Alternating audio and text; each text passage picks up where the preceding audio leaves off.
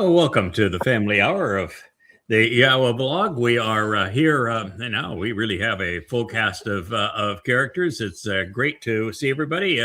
Dr. Jeff, you got moved down into the circle here on our show. You are obviously in the hospital with mask on and like you're ready to go to help somebody survive. Indeed, I am, and as you know, hopefully, I won't have too much circular thinking here. Okay, well, it's good to see you. We've got Leah over there with the with Cara, and she's got the fancy the headdress, the matching necklace. We're looking very stylish there, and picked a very fine hat up on your road. Is that your entry road to your property, Kevin? It is, yeah. It's the driveway. Okay, well. Good to see you here this evening. Do you have any more comments on my shirt before we go on? Not when we're live, I don't. Oh, okay, well, there we go. JB, how are you? Doing good today. Yeah, good. And Will? Anything new?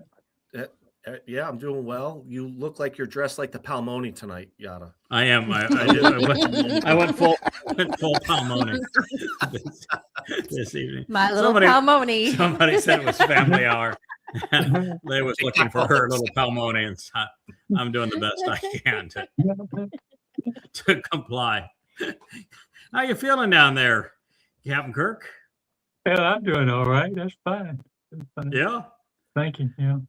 Oh, okay. So you've now gone 3 full days without any treatment. Sweet, Oh, huh? Yeah. Yes. Are you like 30% back to normal and any change? Oh, it's they said it would take a while, and they were right. But that's not a big deal. Okay, so you don't bounce back immediately and say, all right, that was. No, I had high hopes they didn't, but they won. Okay, You have great color. You look good. Yeah, you have really good color. Yeah. Well, thank you. It's the lighting and the makeup. The lighting and the makeup. And you're glowing. You're glowing. Wookie wants everyone to say, I know that he's here as well. Hey, Wookie. Yeah. Hey, bud. He doesn't have his ears on, so he's not so sure. What we're going to do this evening is really fairly interesting. But before we start on figuring out what the actual name is for that person that Christians have searched for years trying to find who their Antichrist is, and of course there's no Antichrist, there's no Christ, but there is a nefarious fellow that has already arrived, and he is reigning disaster all over America and the world, and soon to be Israel as well. And we're going to find out what the name that God chose for him. So that'll be an interesting part of the program. But I wanted to talk a little bit about the website. I don't know if you can bring it up, Rich, but it would be interesting if you can go to first the translation page of the website.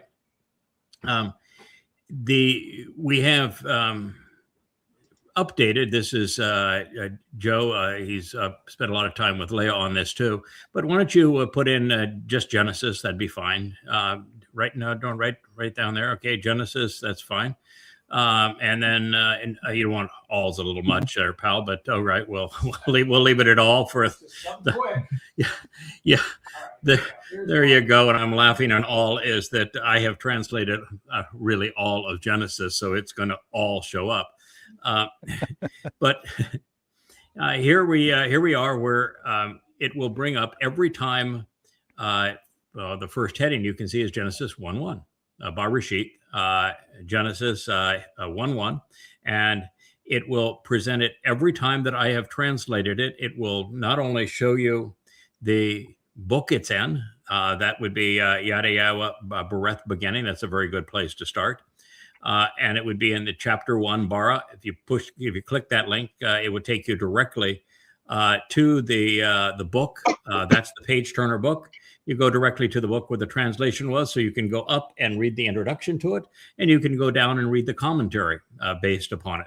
So that's kind of a really nice way to go back and forth and see it, all together, all the various translations together, or in commentary. And you can see this is just all the presentations of that first statement and how it's presented. Now, then you have Bereshith, Genesis 1-2. You can see at the bottom of the page there, and it would have all the variations of it throughout. So this is something we wanted to do. The advantage of this versus anything we've had in the past is that it doesn't bring up the translation little box, and you don't have to pick the chapter and verse. You can pick a chapter and a verse if you want to, but you can do the entire book and read through the entire book of Genesis, for example, or you can read through an entire chapter. Just recently we were looking for things in the 22nd Mizmor, and I didn't have to look up every verse. I just say 22nd Mizmor, and there it was. The entire thing all the way through, and it was just really helpful. So that is one thing you'll notice over there. Now click on the glossary. So now click on a letter. Aleph is fine. This is the glossary that our friend Captain Kirk has been working on for a very long time. And you can go on down and you'll look at here's some of the words, Ab is the first entry in the Hebrew lexicon. It means father. It is presented in each of the fonts. For some reason right now, the ancient Hebrew font doesn't appear to be there, which is our version, and it was there earlier, so I don't know what happened to it or why it's not showing on this computer. But anyway, we do have the glossary for each of the letters. It's still being written. Go ahead and click on another letter, and you can see that's just fine. Go on down. This is fantastic. So go on down, and you can see all. Now this one does have it. This has all the letters with the Tasdi and all the words that begin with the Tasdi in the new Yada Torah script. It's got the that Babylonian square script for modern Hebrew readers. It's got the strong numbers. It tells you if it's a verb, a noun, preposition, whatever it might be. And then you've got, and I think these are probably Captain Kirk's glossary entries from long ago that we just never managed to get posted previously. Oh. So there it is. That's a pretty darn good beginning. Let's go up to the top again. And I want you to click on Dead Sea Scrolls. So here's Dead Sea Scrolls. Pick in a book, you can pick Bereshith again, Genesis 1. Okay. Click on, there we go. Go. All right, here we are. And so this is from the Dead Sea Scrolls. This is, again, a work in process. This is the first pass on it. But that has, in that olive color and that square script, it has the Babylonian Hebrew script. It has the letters that are actually on each of the scrolls. There are two scrolls that have Bereshith, Genesis 1:1. 4Q Gen B and 4Q Gen D are the two that have it.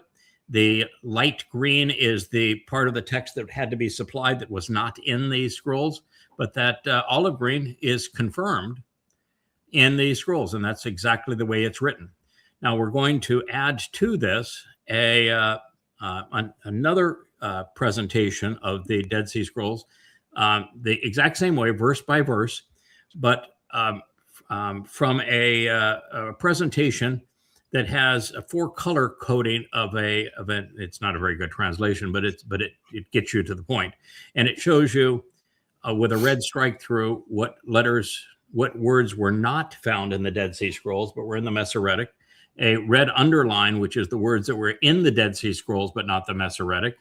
So it's the opposite. One was in the Masoretic, but not in the Dead Sea Scrolls. The other one is in the Dead Sea Scrolls, not in the Masoretic.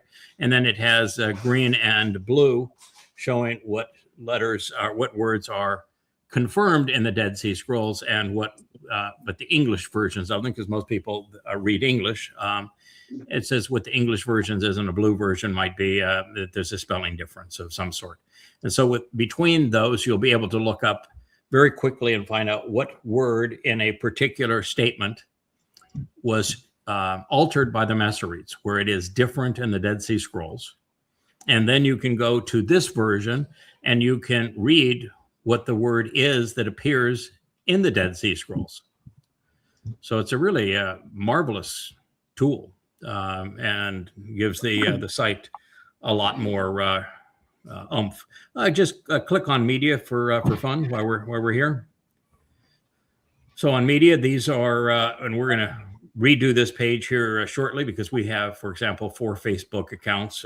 We have another 3 YouTube accounts beyond the 3 that are there. So we're going to add the more full array of where we are and make the page even more interesting. But this gives you some idea where we are.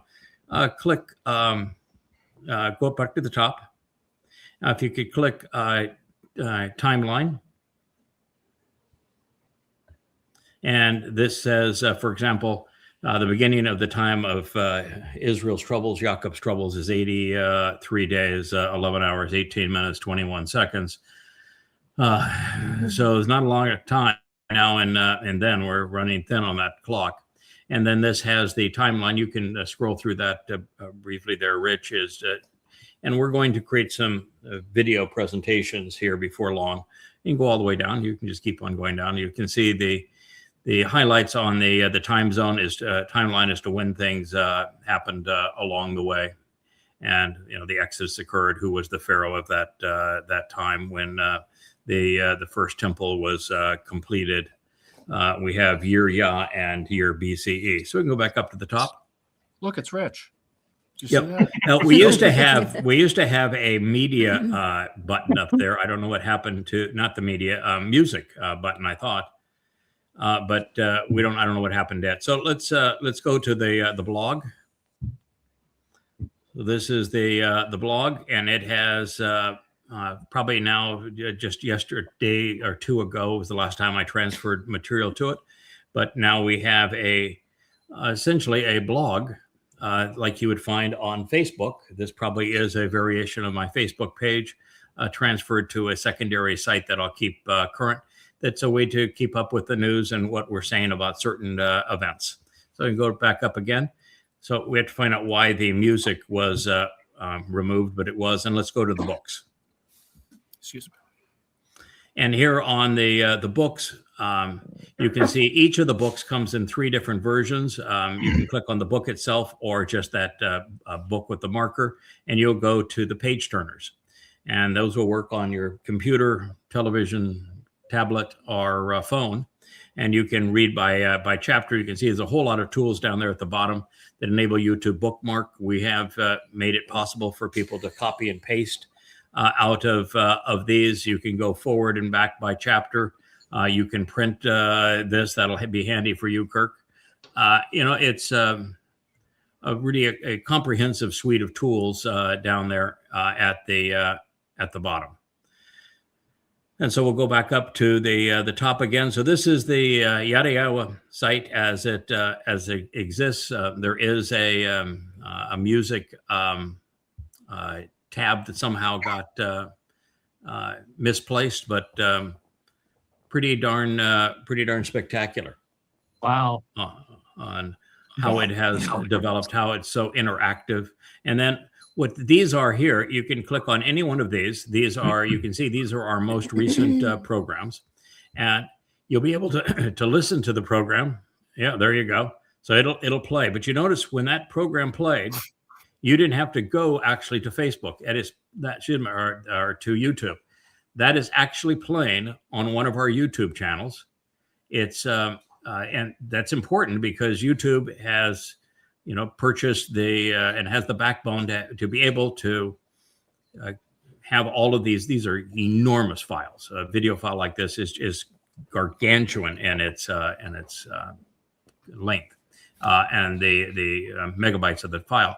And they will store it, and they have to have huge bandwidth to play it. But so we're actually playing from YouTube site. So you can see the bottom right there where it says YouTube when you click on it.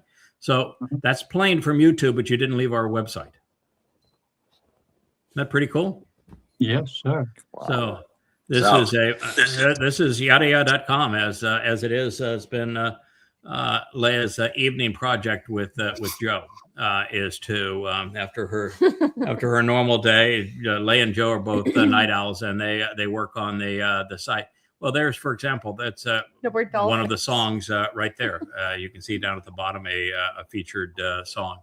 So I just think it's a beautiful presentation. It's something that I'm really proud of that we have developed here. We can go ahead and play a little bit of that.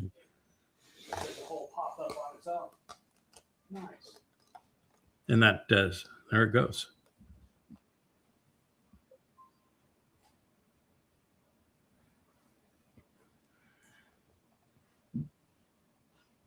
Hey, Kevin.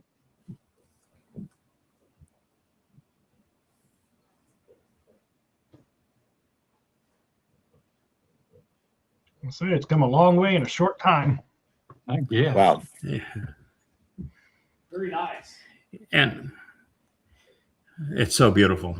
And it's more than just all of the glitz here. And it's so darn interactive. But I want you also to know that Joe must have, I don't even know how many, 100, it's got to be up into the 1,000-hour range. Being the publisher of these books, he and Leia created the new covers for all of them. And then we worked to refine the covers, and then we refined the way we were presenting the text inside the books. And so we really worked to make the books as professional as we possibly could.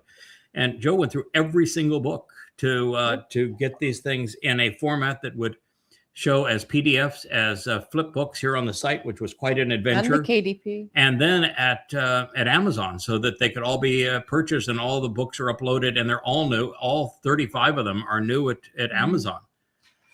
So this is really He's a one-man show. this is really spectacular, what has transpired here. And that's yadaya.com. So when we do Leia does her promotions, the promotion material, which we're going to have one of the links on that top The bar. media. Yeah, it's not just going to be the songs, but also the promotions. But when we say "Do you yada" and then have the yadaya.com bar or the logo down at the bottom, this is what we're directing people to. This is where Yahweh's message resides, and it is growing, expanding, refining. This is Yahweh's house. Yeah, tremendous. Thank you. This is tremendously. Yeah, this is as close to Yahweh having a house that he's had now in 2,600 years. Yeah. So you can laugh at my shirt, Kevin, but you can't laugh at my website. No. No. Wouldn't. No. Never. Never. I'm just kidding you. But isn't that spectacular? I mean, it's, We have definitely brought it a It's- long way in 1 year. It's Wow. it's fantastic. It's Okay. fantastic. so there you are, Kirk. Your glossary is Digitized. now I did about that digitized. much. Yeah, there you go. A little Yeah, bit. one of the things we're There you working go. on now is that I noticed that in our translations, I've known this for a long time, but there's never been a good way to differentiate an Ayin and an Aleph. an aleph and an ain in Hebrew transliterations. The old school was you had a forward or a backward single quotation mark, which would also be an apostrophe. On a closed quotation mark, it'd be an apostrophe. But the single quotation mark, closed and open, was the pedantic way of doing it, but no one ever knew what that stood for. So it didn't help anybody because they didn't know what it stood for. And then it doesn't work in Microsoft Word because Microsoft Word commandeers quotation marks and decides how they think you want to convey it. And there's so many different styles that it didn't work. So I came up in conversations with Joe just the other day with a way that we could do it that no one's done it before, because we've now come up with our own font by looking at the lead tablet found on Mount Ebal and looking at all of the variations of what is that most ancient script, because some people call it Canaanite, some people call it Phoenician, some people call it Paleo-Hebrew, some call it Moabite stone. It has 100 different names, but it's the original It's pictograph script. Paleo-Hebrew. And so we looked at every nation around there, around the region, all of which have a variation of that script. And we looked at the earliest versions we could find, what they were trying to say and how it was drawn. And so we actually created our own font. So that's another, that, by the way, and that's on the resources there. If you click on resources at the page, you'll find that font, and you can just click on it and it downloads. It's exceedingly easy to download. You download it, you click on the file, you download it, and it will bring up a window. You say install, and that's it. You're done. And we've actually now remastered that one so that you can type it intelligently. If you hit the A key, it's going to bring up the LF. If you hit the Ain, which is drawn as an I, you would hit the I key on your keyboard and it'd bring up the Ain. The Hey is really from the H. We did it intelligently, so we mapped our keyboard to those letters, which is our most recent iteration. So now, what we're doing, and Perry is now here, and he's working with Joe on doing this, and I'm working on it too. Is we've actually come up with a superscript of the Ain and the Aleph, and so rather than the comma, we're replacing the comma with the superscript of the Ain or the Aleph, depending on which letter it was actually the one that we're transcribing with that, or transliterating with that letter. And it takes a while to do this. And once we do this, then we'll be able to link the translations that you saw. That so all that page with all the translations, each word will have dots underneath it, which means it's linkable. And you'll click on that dot, and it'll bring up a window that has right there in the midst of it that has all of the definitions of that. So it's kind of a glossary, if you will, in the middle of the translations. But we couldn't do that until we rectify the Ain and the Aleph. The Ain and the Aleph. And it's a little more complicated than that because over the years, Hebrew originally had a shin and a shemek. The shin was the SH and the shemek was the H sound, but they added a sin. And that's really a challenge now in translation, because you take a word like NASA. It's typically in the verbal form, it's rendered by the Masoretes as NASA. But in the original Paleo-Hebrew, you would the SA, SH, and the S would have been identical, same letter. And if you wanted the S sound independently, you would go to the shemek. And one of those words, because it's one of the two words that are found in the third statement, which is the unforgivable sin of demeaning or erasing, negating Yahweh's name. It's most likely that the proper word is actually the nasha versus nesha, nasha. So it's there are challenges, and like there's two T's, actually three T's in Hebrew. One is the TS sound, and so. You're going to know if it's the TS sound because I'm going to write it as TS, but the Ta and the Teth are both written typically the same way. Sometimes you'll add an H occasionally, but otherwise they're written the same way. The shemek and the sin are both an S. And so when you're doing the transliteration, if you're trying to go from the transliteration to the correct definition, you've got some work to do to define which one it is. That's so when you were saying that you did an inadequate job, Kirk, and I said, no, it's actually my fault that I did not designate a Strong's number because I don't really use Strong's all that much. I prefer, there's much more powerful lexicons than Strong's. It's just that Strong's is available. Like the Dictionary of Biblical Language is vastly superior to Strong's, but you can't access it online, so there's no database of it. It's only in printed books or put in programs like the Logos program that I use. And so without that, it's very difficult without also encapsulating the definition that I have of correctly linking it to the right word, because it'd be two S's. And one of the challenges with Strong's, if you're going to use their transliterations, is they transliterate the shemek as a C. not as an S. So things like nesh, which means banner and sign, they have it as neck, N-E-C, when it's nesh with a shemek. And so if we transliterate it with a shemek, our transliteration is not going to match Strong's, which is the popular one that everybody knows the numbers and uses. So it is, translation is an art form. It is which Joe, who is a computer programmer, database manager, has learned, is that you can't push a button and say, all right, Nope. how do these things play together? Nope.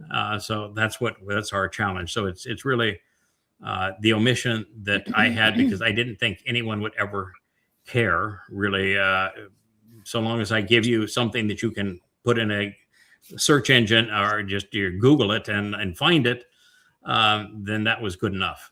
Well, for the kind of presentation we're making now, where we're interlinking all these things together, it's not good enough anymore. Mhm. And so Perry is man on the job, and we're going to try to get that done throughout the books. The current book that I'm writing right now, I am using it. So it's you'll see the Paleo Hebrew superscripts, which is just such a clever way to do it, because it tells you immediately. Is that the eyeball of the Ain, or is that the rams and bull's head of the Aleph? So lots of things that we're doing, trying to make that site as robust as we possibly can.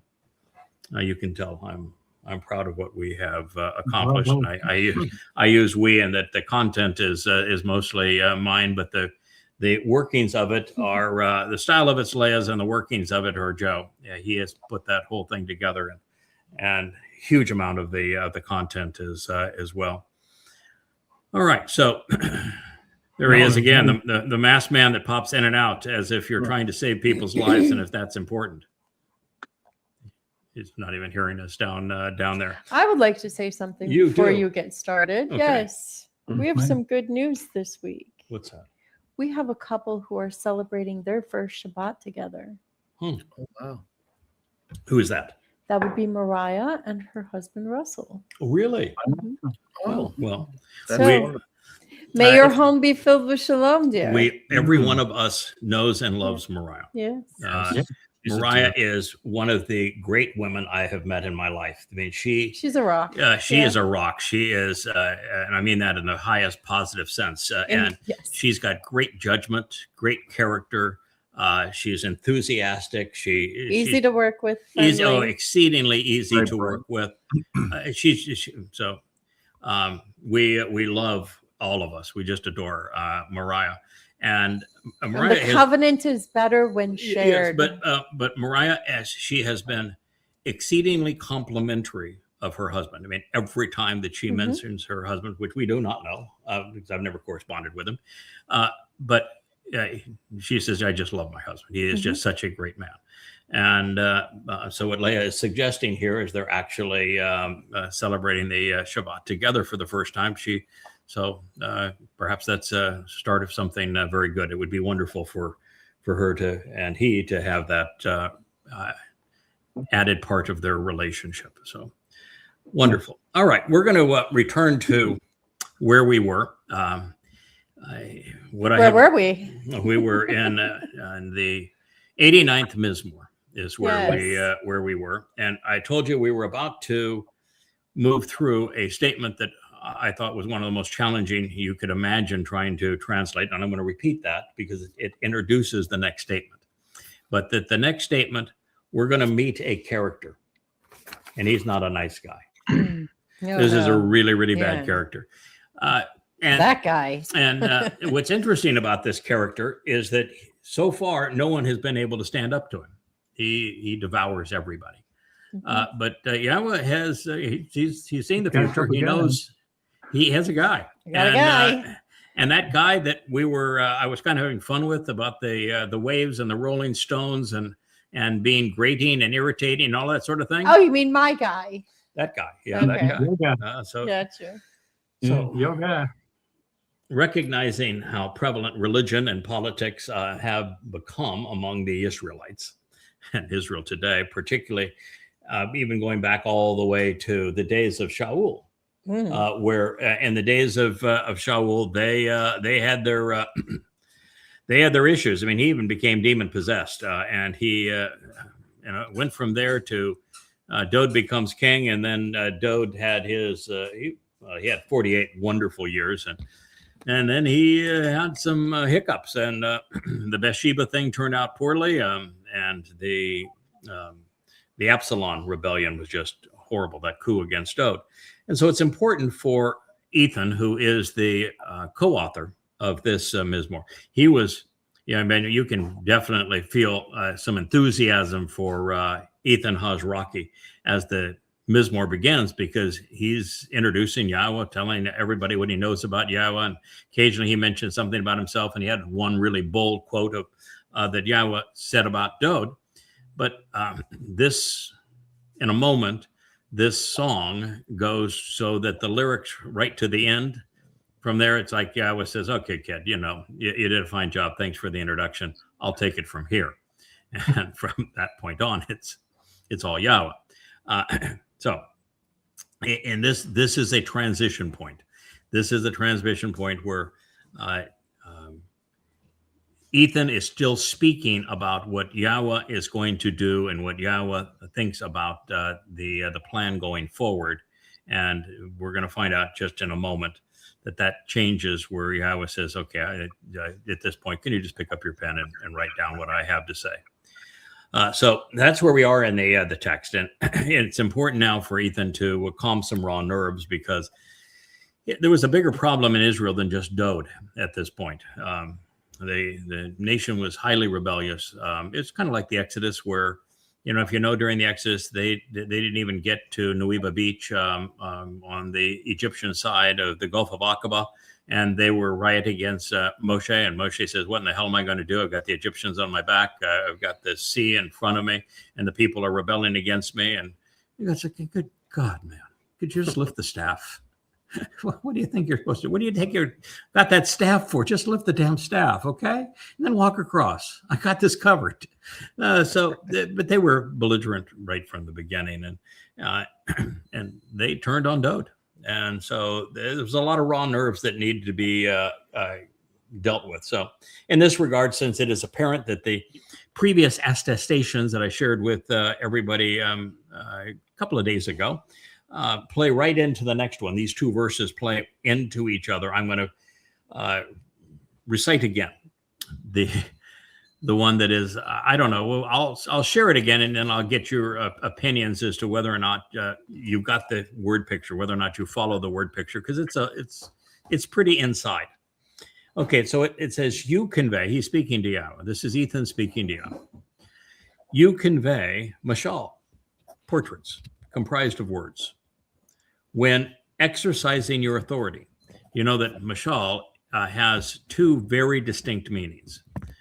The primary meaning of mashal is to draw a picture with words, a parable, a proverb, to communicate in a way that's memorable. Right? The second meaning of mashal is to lead, to govern, to be in charge of a community so as to guide them and protect them. So when you see mashal, you're always put in a position where you can choose one or both of those meanings. In this case, I thought they both applied. So you convey portraits comprised of words when exercising your authority, gloriously triumphing with the surging sea, agitating by majestically raising the illustrious and reoccurring force of the one from the west who can be abrasive, by lifting up his rolling rocks, stones, if you will, among the turbulent waves so as to serve as a witness. You laud and extol them with exuberant statements commending their value, eliminating the noise, calming the chaos, and quieting the situation through them. Now, before we go on to the next statement, Bill, I'm going to put you, or Will, I'll put you on the spot. When I read that, is that something that resonates with you? Do you know what he's talking about? Or is that just like, what in the world? That's a word salad. Things usually don't strike me that quickly. I need to sort of noodle it over and think about like the implications and where it's going. You know what I mean? It takes me. I have a process that I use to sort through that. So right off the bat, it's almost like it's like the 4th of July. It's like there's fireworks in my head. I have all these different ideas around it, and then I start sorting through what makes the most sense with it. But Okay, so you're not quite there yet. So the No. answer. Which, I know what it which, means. by the way, it's an honest answer. Before we get Yep. to Leah, JB, what do you think? Kind of the same. I wish I had the text up in front of me, but I can't find my document right now. I do better So when it's I follow okay. along with So the that's text. that is really tough to follow without being able to read it. Kevin, any thoughts? Oh yeah, there's lots of pictures there. I mean, Oh, you yeah. have the one that draws the pictures that's in charge, the sea, his rocks that are calming, the chaos that's around them. Yeah, there's Yeah. 3 or 4 different pictures that are, as we do in graphic arts, layered on top of that. Yada, You can see a yada, piece of yada. each one Yeah. behind- Yeah, behind no it. doubt. Yeah. Yada, Yeah. you've changed that translation's been updated, correct? Because that's Mhm, very yes. different from my Psalm 89. That's why I'll have to work through it because it was very different verses 3 and 4 than what you've had. It's another way of looking at it. It's very fascinating, but it's brand new.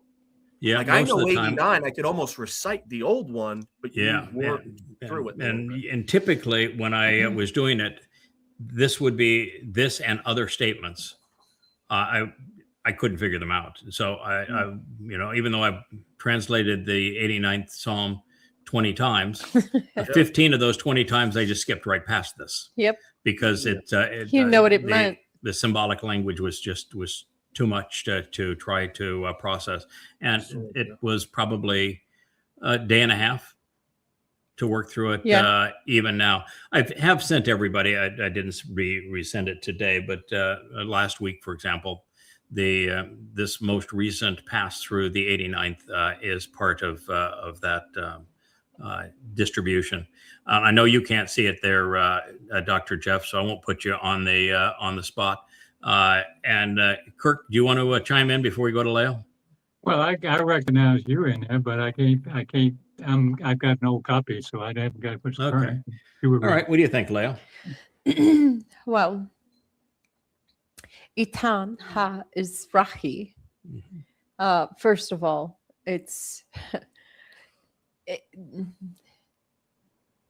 we have polluted the name Izrahi, and we attribute Mizrahi Jews to that name. Yes. Absolutely inappropriately. Yeah. The Jews misappropriate the name Israchi, which doesn't appear in this particular text, but Mhm. nonetheless, if you don't know who he is, you'll never get this. And you can't counterfeit him. And what they do, Ethan means one who is eternally deployed, one who is routinely inserted, one who is commonly applied. It speaks of somebody that comes into a situation, and God has used him for a long period of time in many troubling situations. He's who you're going to call? I got a guy, and it's always the same guy. The fixer. When Moshe had his Moshe had his meltdown. I got a guy. I got a fixer. Dode had his meltdown. I got a guy. He's my fixer, and that's the guy that goes in. And if you think that, and that's what Ethan says, I'm that guy.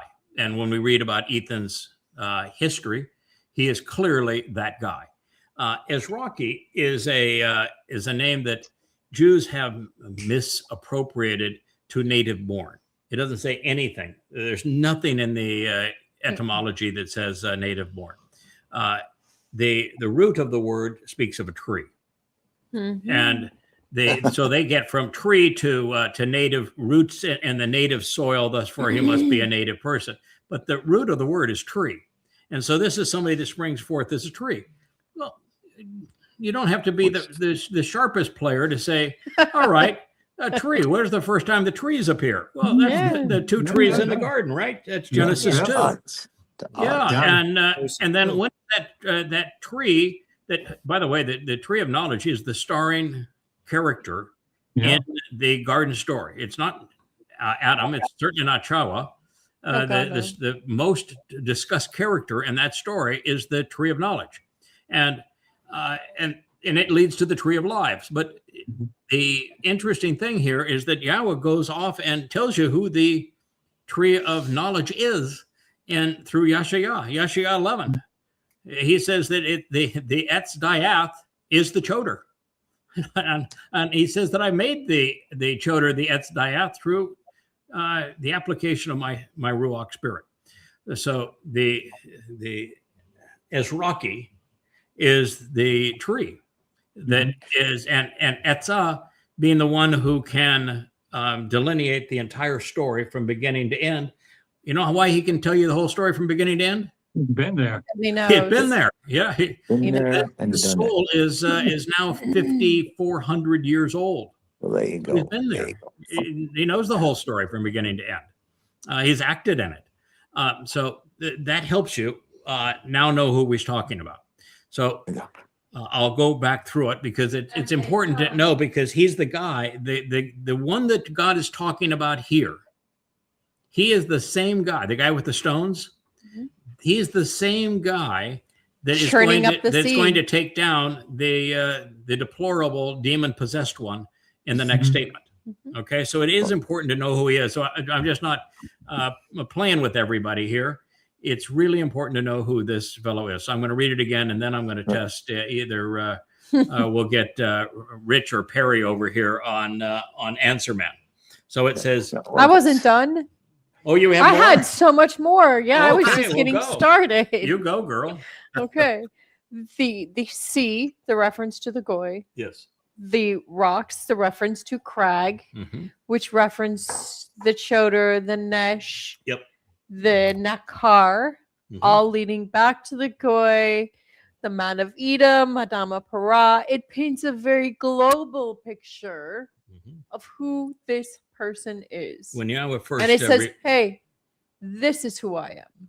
when Yahweh first revealed his presence to Moshe, what was where did he do that?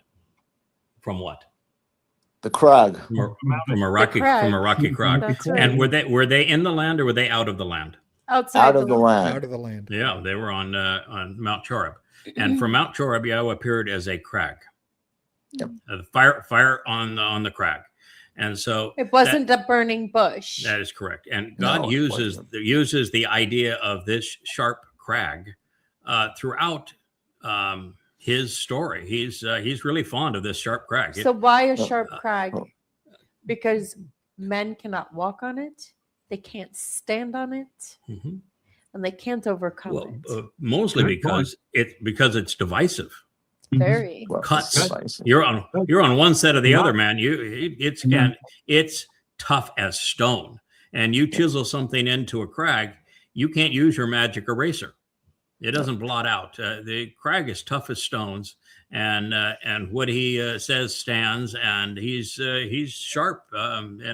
Sharp can mean you can view it as intelligent, which Yahweh says that crag is, or you can view it as that sharp edge cuts. You know, when you hear Choreb, you know the Choreb means two primary things. One is this was a desolate place. Yeah.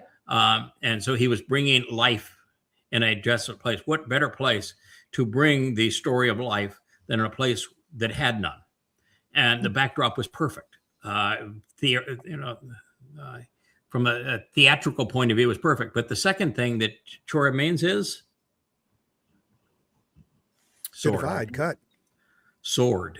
Yeah, sword. Yes. To cut. All right. So those are all correct. So this begins with you have to say, what did Yahweh say about Ethan Ha-Ezraki? He said he wrote 30 of the 31 Mashal. mashals. So now we're talking about mashal. So chances are he's talking about the same guy.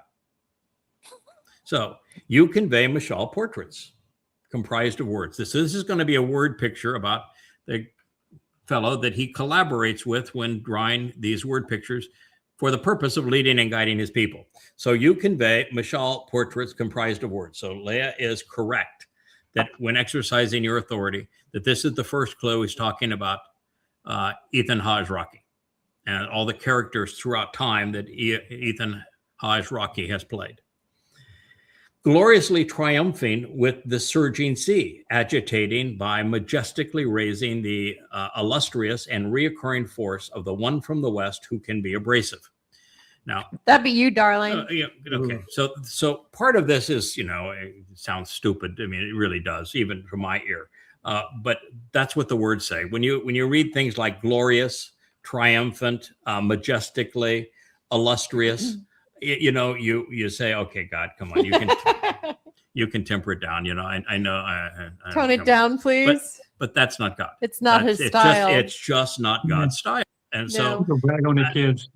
we're just not. Yeah, that's right. He doubts on his kids. So this is who he is, and he's never going to change. When you read the rest of the 89th Mizmor, I mean, just after he has said 30 wonderful things about Dode, then he just goes over the top. But that's who he is. That's his It's like style. when your kids bring home their first crayon picture and you're Yeah. like, oh, this is so beautiful. Yeah. This is the most magnificent art in the world. Yeah, Of course. This is the Kirk- same this is- thing. This And is they Kirk- become artists. It's yeah, highly this is uncomfortable, Kirkian. but yeah. They'll All get right, so- real jobs. Yes, but okay. So those words seemed over the top, and they would be over the top. Well, they are over the top, but they're from Yahweh, and He's over the top. That's just, and part of that is that God's gone for I think all of what this we're- time since the garden, 6,000 years, and there's maybe 3 or 4 handfuls of people He's been able to relate to. Okay, so wait, stick a pin in it. Ooh. Yeah. You're 5,400 years old. How many times have you been inserted into this timeline over and over There you to go. keep this from going off the rails? It is pretty Yeah, at lea- magnificent Yes. the way that Yahweh is using Yeah, the Baal yeah. Of and course. his Asher. Yeah, the fact is, as we get later in this psalm, Yahweh's going to go beyond saying that if all the things that I have said about Dode are not accurate, He doesn't just say that you can call me a liar. No. He says, then I will have failed. Yes. Then I will have failed. Which means that if this 89th Mizmor didn't deliver the result that God wanted, if that intervention that He made possible through His Amma, His productive mother, and her husband, and who is now Ethan Hajj-Rocky, if that did not work, That's a title. we don't exist. Yep. The world is over. There is no fulfillment of anything going forward. It's all over. Dode does not fulfill Pesach, Matzah, Makudim. Nope. Be the way, there wouldn't even be a Jesus because there would be no character to build the myth you off go. of. No. There'd be no Judaism because there'd be no reason for a rival Bar Kokhba. The world would have already self-destructed. Yeah, I would have no reason to tamp it down. We're not here. Okay, so there was a lot going on here. So Yahweh was really pleased that we had a good result. But He does His normal thing. I say it lovingly, He cheats. It's not that that we went in and Is he cheating or are we cheating? that we were spectacular. As I said, once we get through the introduction of the 89th Mizmor, God says, "Okay, kid, that was great and everything, but I'll take it from here." And so you are delivering His testimony. Who delivered the Quick. 18th Mizmor to you? Yes, Dr. Jeff. I was going to say, Craig and Leah, allow Yah to be hyperbolic. He thinks the Really? world of you. 5,400 years onward from Hanan Yeah. forth. he does. And the He point does. that Leah makes is a very cogent and brilliant point, that starting with the rocky crag and the sea and the goy, and then the Odem Adam Yes.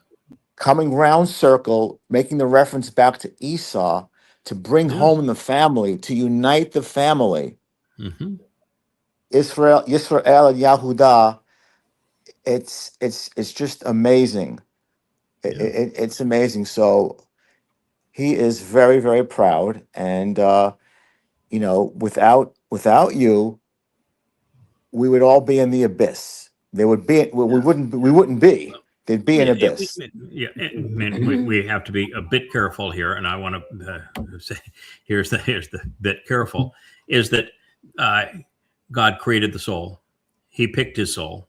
He prepared the soul. And He cultivated it. trained him.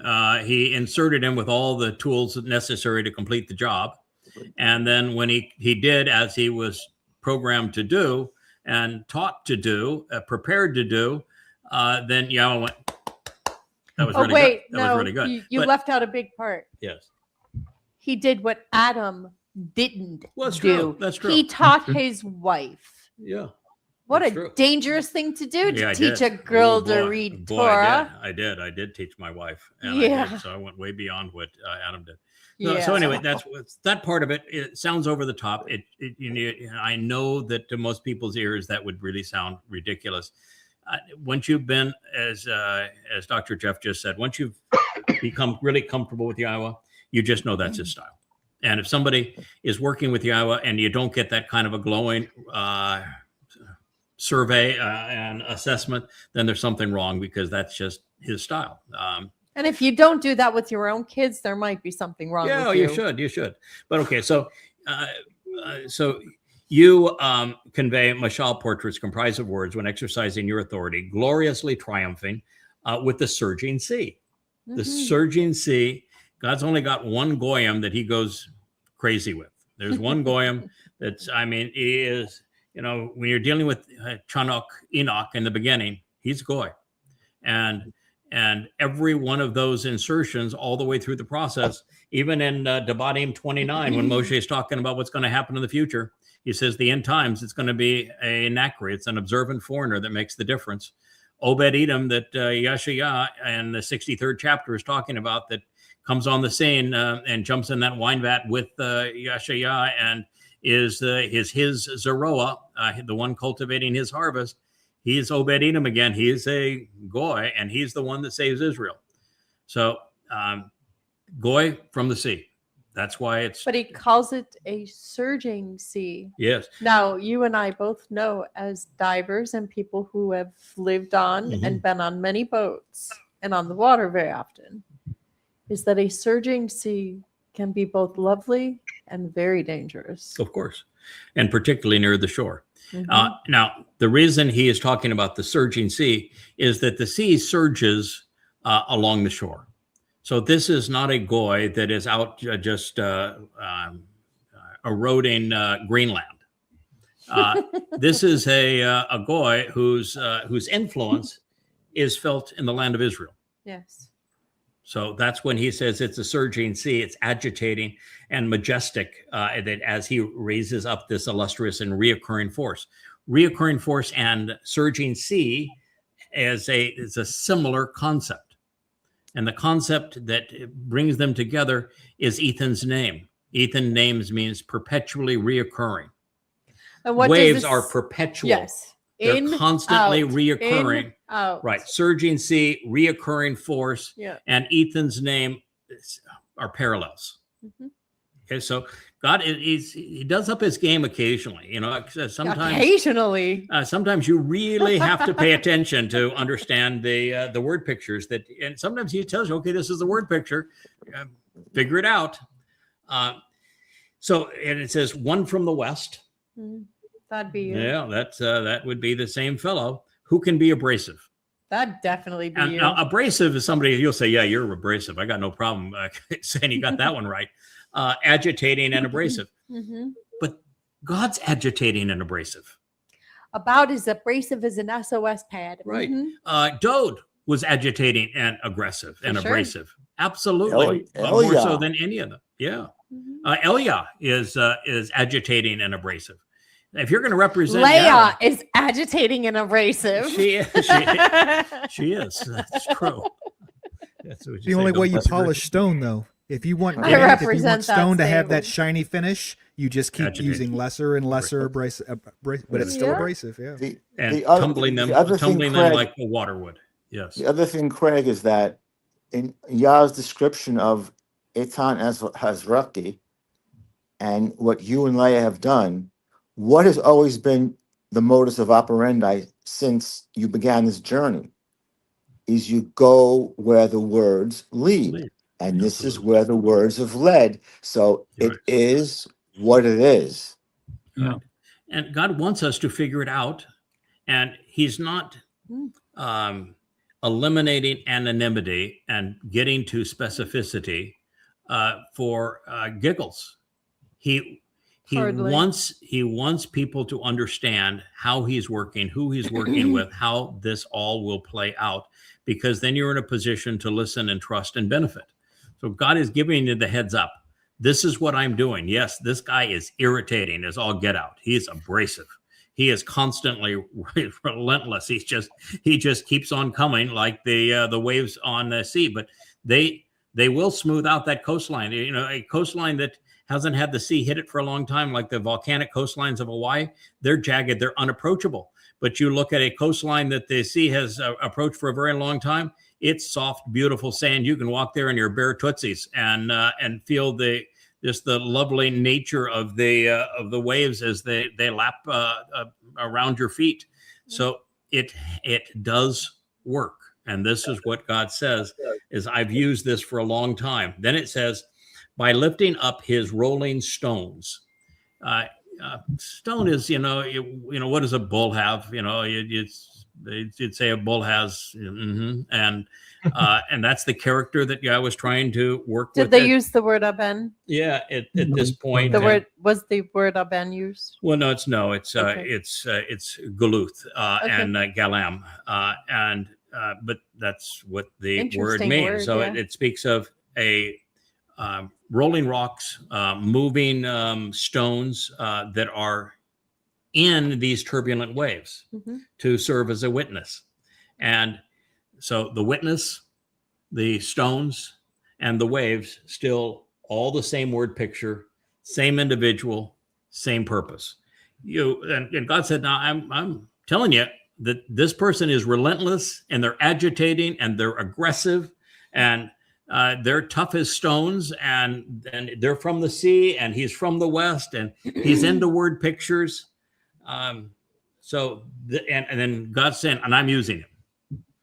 So my guess is, my advice to you is that if you don't like this, you may want to get out of the way. And then it says, you laud and extol them. And this is them is plural only because Galem from Gal speaks of these, the stones in the plural sense. So he's speaking of, this guy's got stones, and they're carried by the man from the west who is the raging sea. You laud and extol them. God's into this. This is saying, finally, good God, finally somebody's willing to stand up. And, and Moshe, wonderful man of character, and he did in his youth stand up to Mitzrayim, the taskmasters. But after that, anytime that Israel revolted against him, he did a faceplant. He did not bow his back anymore. And now Dode did occasionally, but most of the point when the Absalom rebellion came, for example, Dode didn't confront that. He bailed out of town. So it's even in God's most important characters, there's not a lot of agitation of somebody. Dode's words have agitation and grit, but not his life. And so now we're at a time where God says, I want grit.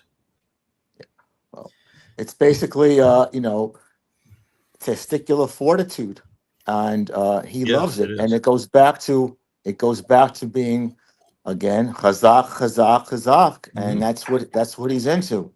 And he's created the way you are assembled now in modern parlance. It's right now, modern day era. You're like a George Carlin and a Don Rickles, and you're in your face. Yes, with a heavy dash of Elijah, of Elia. There you go. With the sarcasm. God wanted somebody that's biting. That's what he chose, and that's what we're presenting. So it says, you laud and extol them. You're exuberant in your statements, and God is, boy, is he ever over the top. He is exuberant in his statements, commending their value for eliminating the noise, calming the chaos, quieting the situation. What's going to be really interesting as we experience Teruah going forward Mm. That the Alaska flood 2.0, Mhm. which is going to be ignited just over a year from now. And it's going to be in the range of 1,000 times worse than Alaska flood of October 2nd, 23. Hear that, Yahud? And it's going to be just extraordinarily vicious around Israel.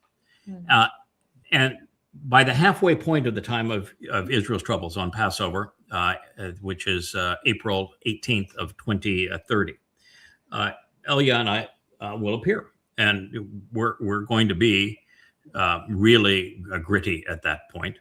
We're going to be on the Temple Mount. It's going to be reconfigured. We've talked Wait a about minute. what that's You always will, going to you be. will have a +8. Right. But you have to understand, I have a +8, but you have to Mhm. understand that all around us, all around Jerusalem, Nothing but chaos. nothing but chaos and Islamic terrorists and terrible tragedy.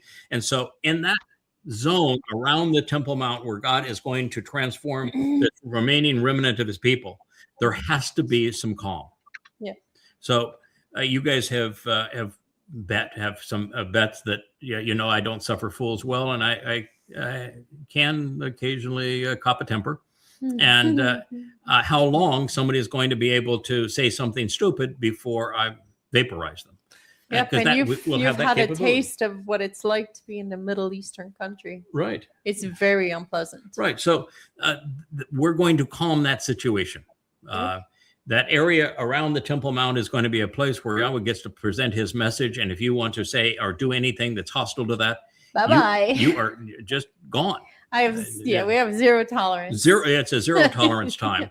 And so he's throwing stones at them. He is stoning them by way of this calming influence from his point of view. To stone the malcontents that are trying to destroy his people, from God's point of view, that's calming. It's loving. Okay. It's a loving thing to do. So now, Will, you've had a little more time to think about it. Does some of that resonate a little more? Oh yeah. And I'll tell you what, that next the next verse that you or the verse that we're doing now, that one was always tricky. It was always about the boisterous afflictor and his false god, isn't it? Yes. Something like that. Yeah. It's just such a tough one. But now it's almost like you just have, again, we talked about this, you have to have that paradigm shift. And I kind of feel that's kind of you have to just look at it with a fresh set of eyes, completely different. And you have to have that foundation that we've built for all these years diligently. But because this brings up another point, Yada. When we talk to people, I love all this new stuff that we're learning, but sometimes it's like, how am I going to, how do I communicate all this? This is a lot, and it's wonderful for us. It's nothing but good news for me, but I have to admit, I struggle with how am I going to communicate? It's one thing that you're the knackery, but this just the answer is you're not. Mhm. Yeah. And Kevin's up there nodding his head. Kevin was the first one to figure this out. And what you said is the amount of time we have left is not enough time for someone to read those books No. and to come up to speed. We're to, it, baby. to be a solid, mature covenant Mhm. member, we're out of time. Yeah, And we're so done. we're going into Shabuah with a dedicated team that is prepared for forevermore. So And all what of this we're is doing, for us, Yada. yeah. So- So Yes. what we're doing now It's all for the is we're not family. trying Yeah, to reach yeah. out. We're not trying to transform We're not Israel Christian and to missionaries. get a bunch of anti-Yahweh Israelis to all of a sudden accept Yahweh and to reject the rabbis. No. There isn't enough time to Nope. get that done. Okay. That job, Elia and I'm going to do. We have 3.5 years of it with Yahweh's support on the Temple Mount. And then Yahweh's going to bring in all the qualified Jews and Goyim from around the world to benefit from that solution. And then we have 1,000 years to make them right. So we have 1,000 years to get this right. We can't, and we'll get it right in 1,000 years with them. Yeah. We're not going to be able to get them right in the time we have left. Hell no. So what we're doing, Will, Mhm. is actually for you. Yes. Yeah. It is for Kirk. It For the is for family. Dr. Jeff. It is for Kevin. It is for JB. It is for Leah. It is for Rich. That is it is for us. So because we have to leave as a team that we all are so tight, so comfortable working together, productive. We are a well-oiled machine that We need that- to get that seamless. God knows that he can reinsert us and we're going to get the job done, because although we have a lot of time to do it, you just can't stumble out of the gates. We're going to have to be prepared to do this job, which is to mentor, to exemplify, to teach, to guide, to judge, Yes. all of that, to And lead. if I may, Yeah.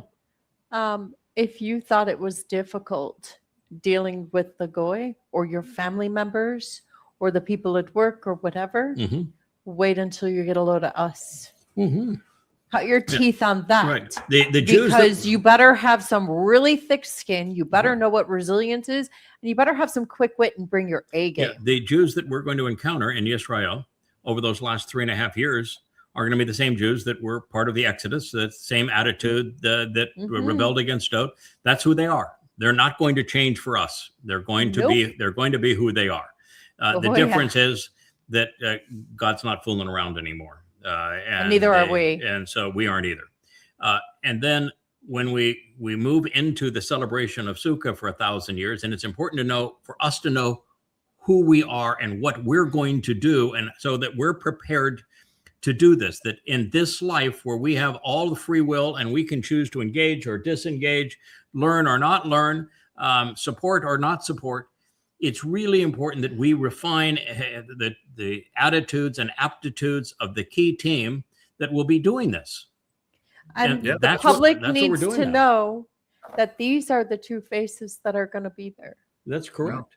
Yeah. Yes. So that when we come back, as we said we would do, as Yahweh Mhm. said he would use this man, Itan Ha-Izrahi, to do this, then Yeah. you need to listen. Yeah, I mean, he has 100 names and titles. Yes. Just like That's just one. You know, he 2/3 of the way through the 89th Mizmor, and he has 30 already for Dowd, and he just keeps on ramping them up. He has, for the people that he likes to work with, he has lots of functional working titles that describe who they are and what they're going to do. Mhm. So what this has said so far is that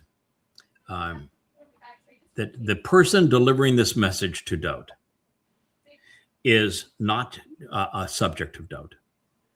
He is not somebody that just walked in the No. door and He's said, not Joe you know, I think Schmo. I'm not real pleased with some of your behavior, and God wanted me to talk to you about it. No, he goes into Dowd and says, "Hey, pal, I'm shoulder to shoulder, eyeball to eyeball. I'm going to tell you who I am. I want you to know exactly what I'm going to do in the future. I want you to know what I've done in the past. I want to get your attention. I want to earn your respect by you having an understanding of what our working relationship is then, now, and forevermore. Because we're going to open the book. We're going to start at Bereshith, Genesis 1. And we're going to turn right to it and say, do you recognize that greater luminary? How about the lesser luminary? You know who that is? You know what their relationship is? Do you understand why it says that there are signs for the Moedim? You understand that you're going to fulfill the first three and I'm going to fulfill the next? You understand who we are together and how we're going to work together, and this is never going to end. So this is a way that God's going about that whole process of saying, the man that's going to deliver this message to you, he is your confidant. He is your supporter. He's going to play dad. He's going to be a father figure, and his wife is going to be a mother figure for you going forward. That's who this is. And so he is saying now, we're going to go into this next passage where that same man that he has just described in these word pictures takes on Dowd's most effective foe. And it is Dowd's most effective foe, God's most effective foe that we face. And so this is what he has done. He has set this up as a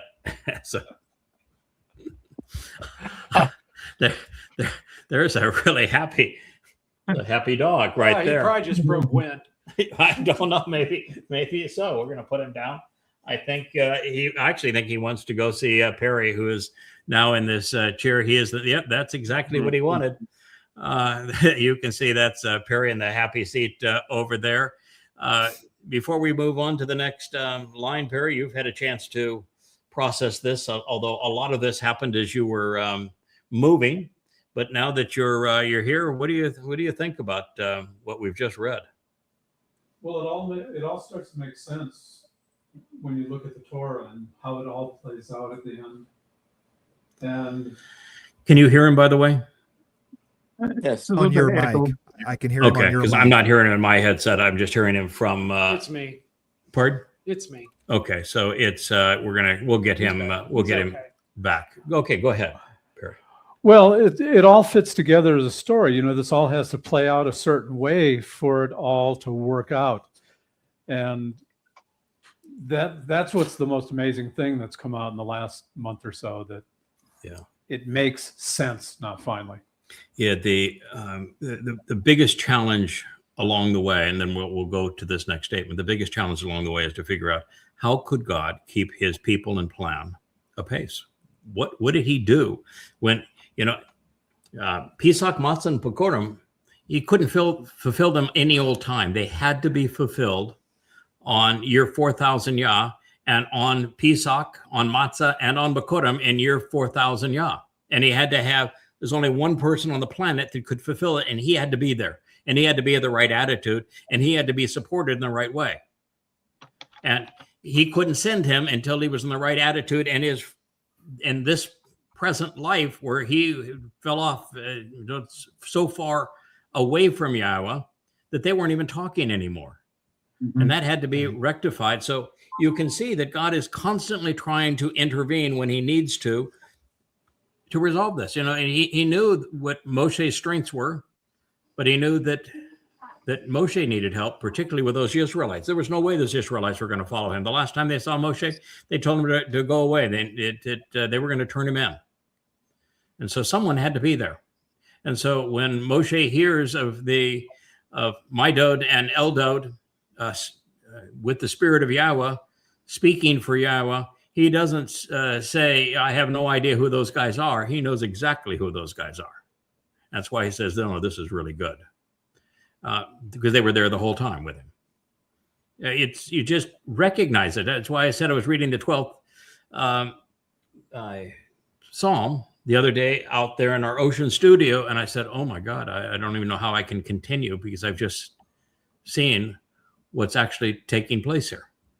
I know where I was in 33 CE.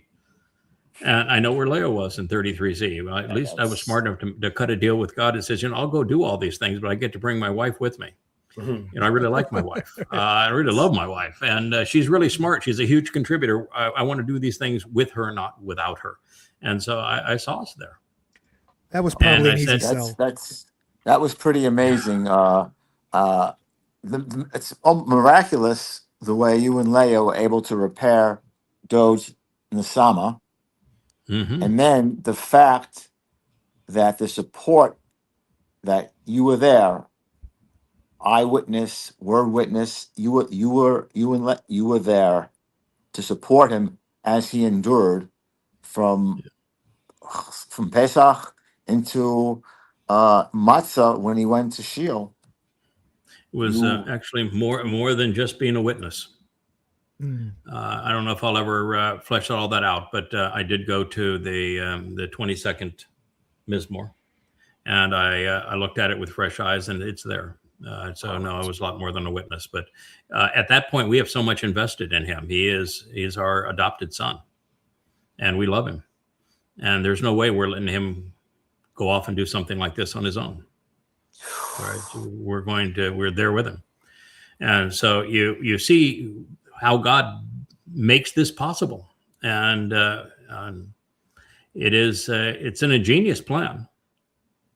And so he found a couple of personalities that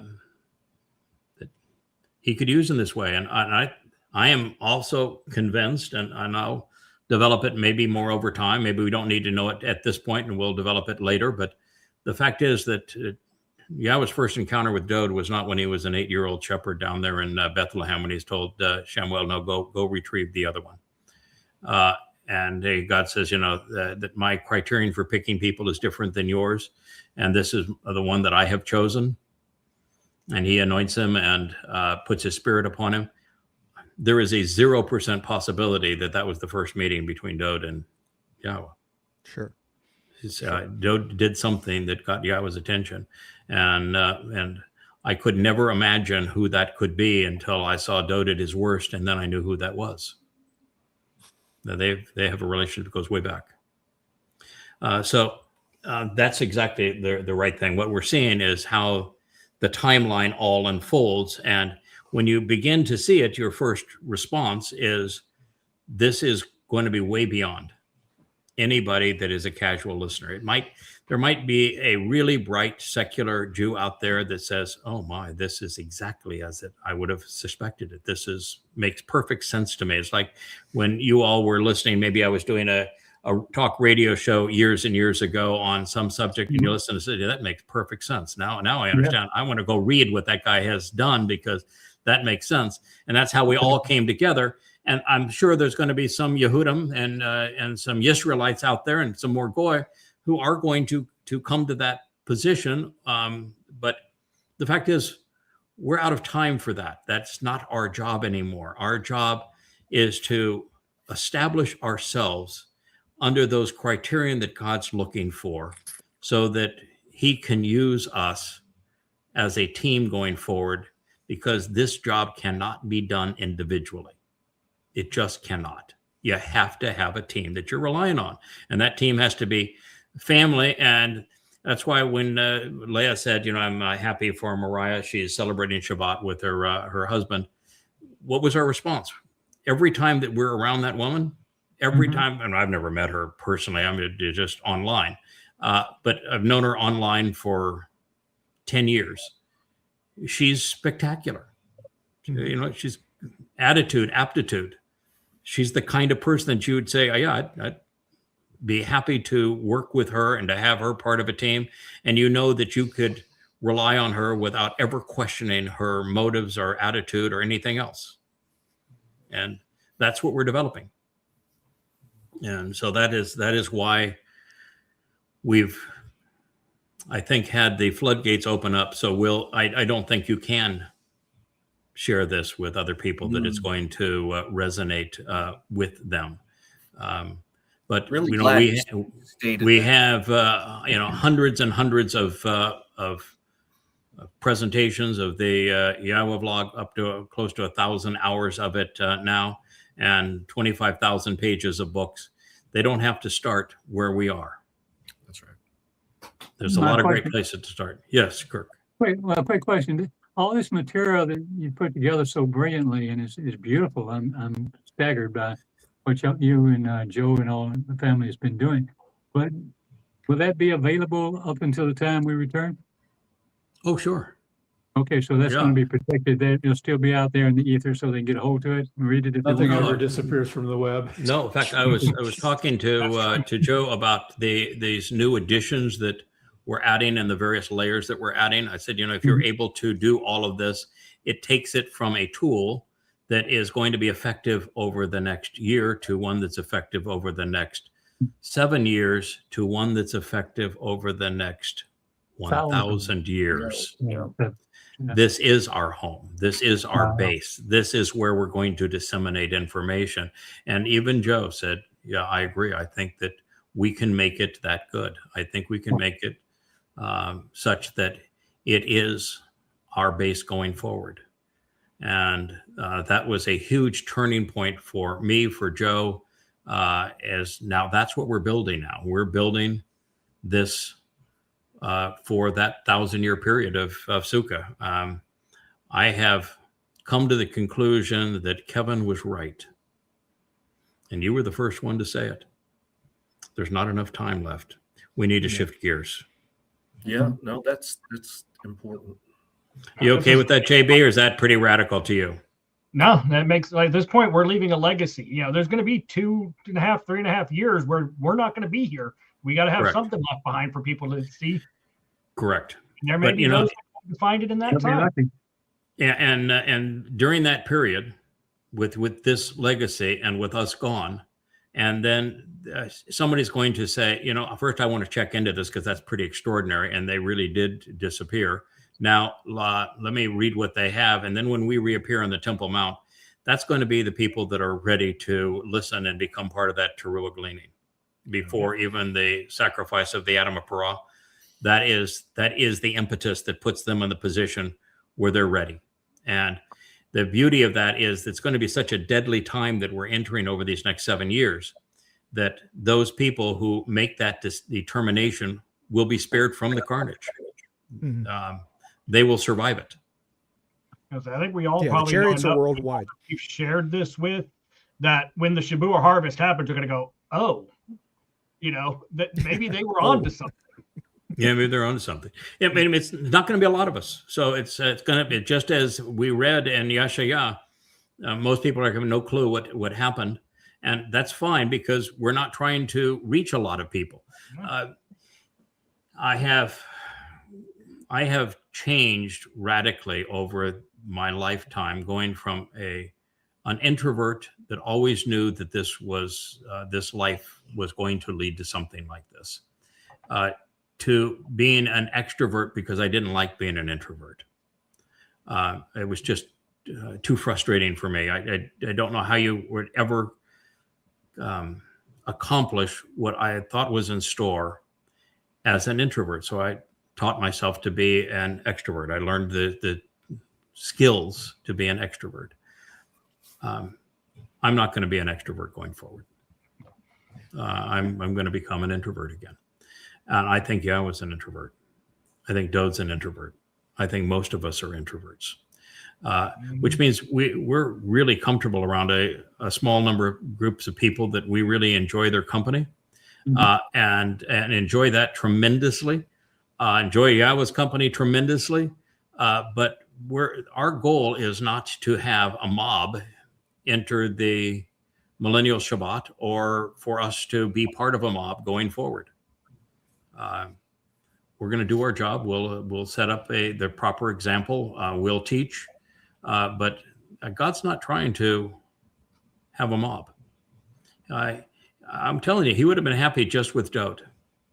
Now, he couldn't have just Dode without other people being part of it, and it's going to be a lot more interesting with more of us than it would be with fewer of us. But this is not going to be a crowded event. When we all sit around the campfire, when we are celebrating Pesach, Matzah, and Bikurim, going forward throughout that 1,000-year period, and we're still singing songs together and enjoying the Moed Mikre, we're all going to be able to. We'll all know each other's name. We'll know who each other are, and I think that's a marvelous part of this.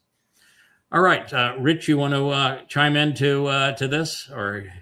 This has been a wonderful experience. I mean, I like to tease you and ask you how old you are, and that kind of started this summer, and it's been like an onion. You peel off another layer after layer, and it became. We talked about. It's obvious that somehow some souls are being inserted in certain time periods. Mm-hmm. And there was so we were like, there's a handful of souls that Yahweh truly loves. And he's, and now that you've pieced all this together, it answers those questions. I don't have to ask how old you are, but it's at least 5,000 years. But you guys have been around a long time, and probably including Dode and even Elia. Yeah. And it's true, just like Kevin, you were the first one that came to the realization that we're not here to solicit a throng of people for Shabbat. There's no time for that anymore. So what are we here for? We're here to nurture and support and teach this inner circle of people that are going to go forward. And Rich is very similar on what he just said. He came to the idea that you've been here before. This is not your first time through this material, and you are now figuring out exactly what your role has been and is going forward. And that was before I came to these conclusions. But then you see it with fresh eyes and you say, oh, I know exactly what that's talking about now.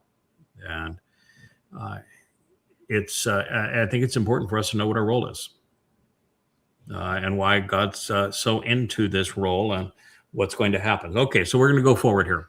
It says, "You batter and bruised," or you can make it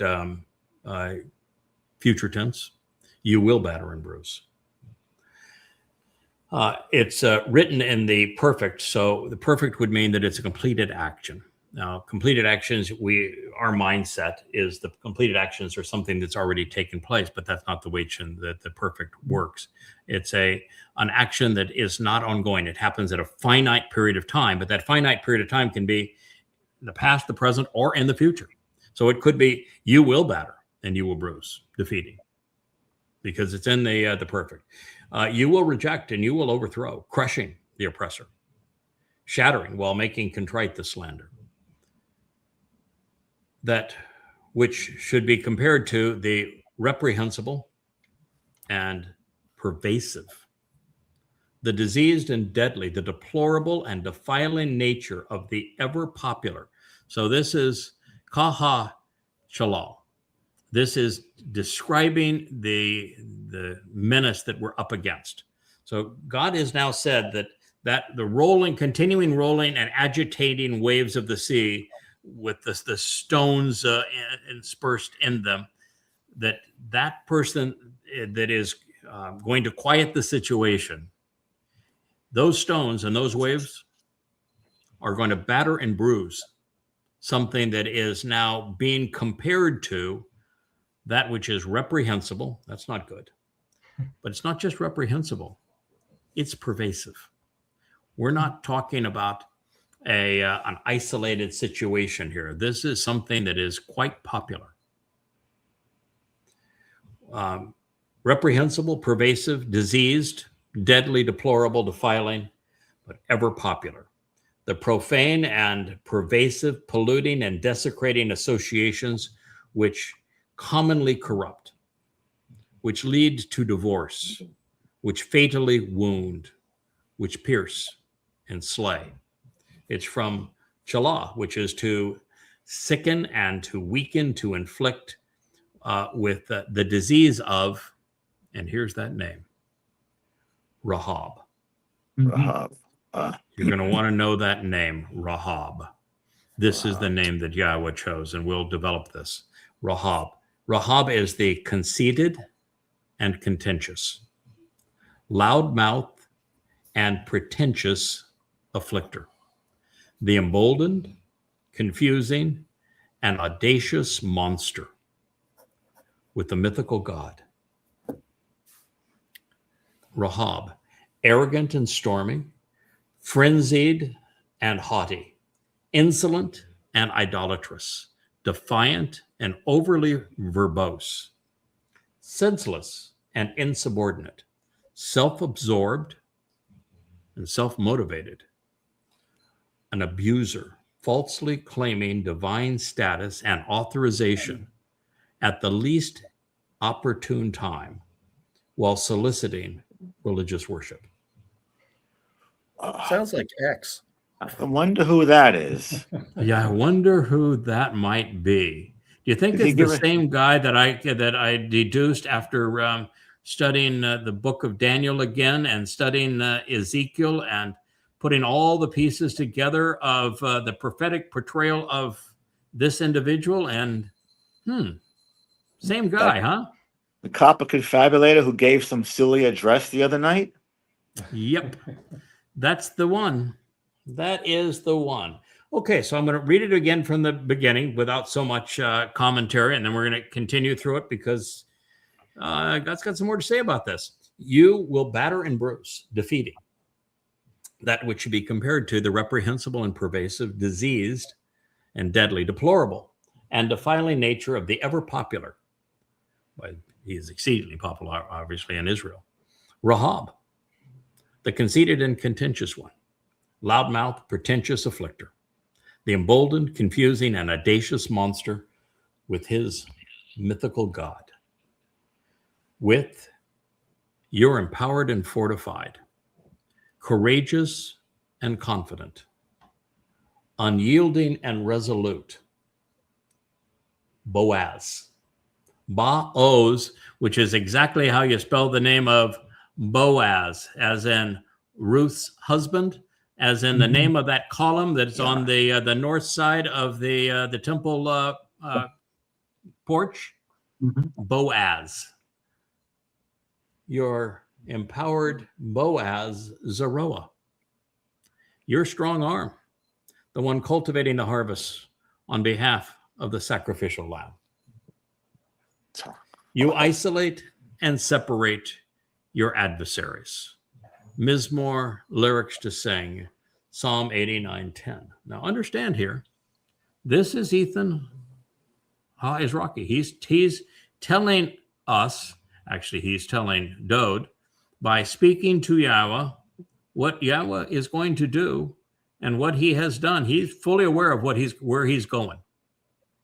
And so he has just said that guy from the sea, from the west, who is so agitating like the relentless waves, who is really into the word pictures, that it's that guy that is going to be used to batter and bruise and defeat, to reject and overthrow, to crush, to shatter, to make contrite the slander of that which is comparable to reprehensible, pervasive, disease, deadly, deplorable, defiling nature of the ever popular Rahab. So this Rahab, he is not some little guy in a hovel. This is not some little rat out there. This is not a lone wolf. This is a man with a big support, not only in the nation that ultimately betrays Israel, the United States, but in Israel itself. And he is the most popular person in Israel now. They review him or think of him as the second coming of Cyrus. He's going to call himself God. This is Donald Trump. And it's Donald Trump, you might say, okay, with just a Weasley man that's vicious. I mean, he's all these things. He's the copper confabulator. He is diseased. He's deadly. He's deplorable. He's very popular, but he is defiling. And he is conceited. He's contentious. He's loudmouthed. He's pretentious. He is emboldened. He's confusing. He's audacious. And he's going to present himself as a god. So, yeah, all right. So you might say, so what's the big deal?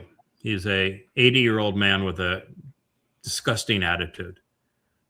Why would God make such a big deal about taking him down? Because we're going to read, because there's 4 places where Rahab is mentioned. This is one of the 4. We're going to read the other 3. And when you read the other 3, you know who this man is? And he is much more than a man. He's Satan incarnate.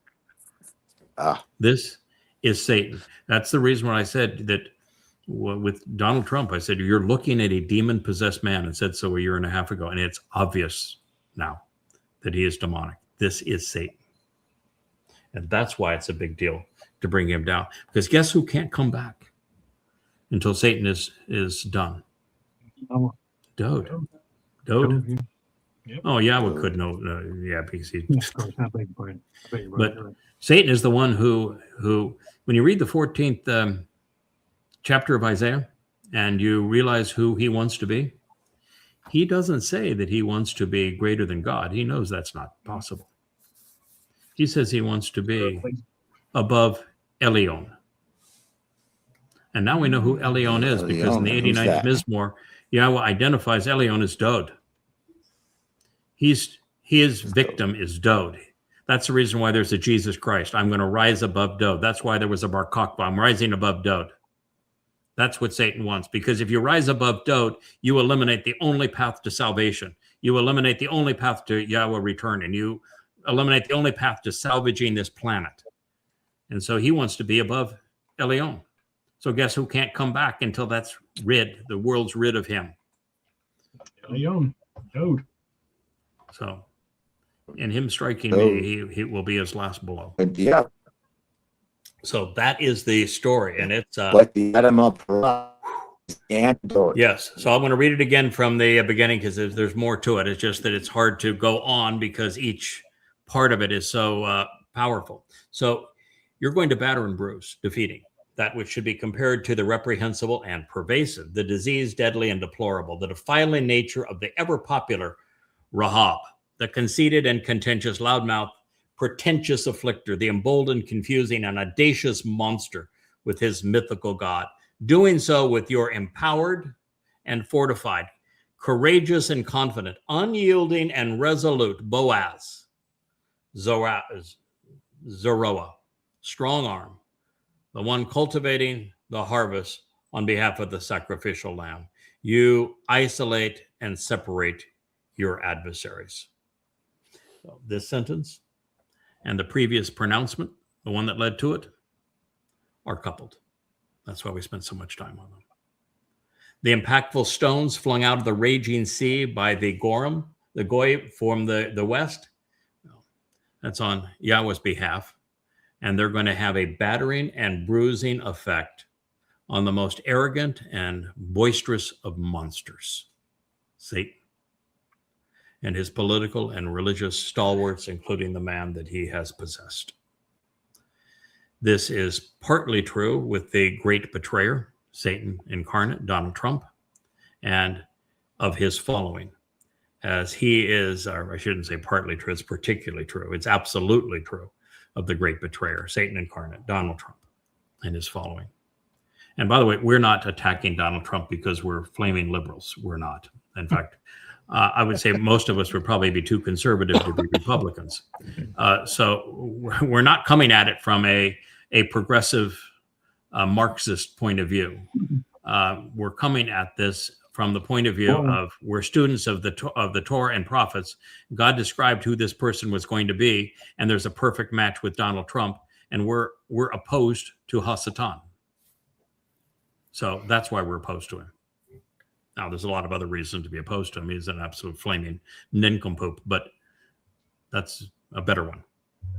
So he is the one to whom we were forewarned by the prophets. Now, just as the 89th Mizmor speaks directly to Dod in the here and now to pull him out of his current stupor, its larger mission is to reintroduce the Messiah as our Savior while announcing the King's return.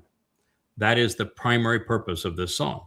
And that is why Ha Izraki is addressing the man from the west who will emerge from the sea, becoming the final authorized and empowered, the Boaz Zeroah.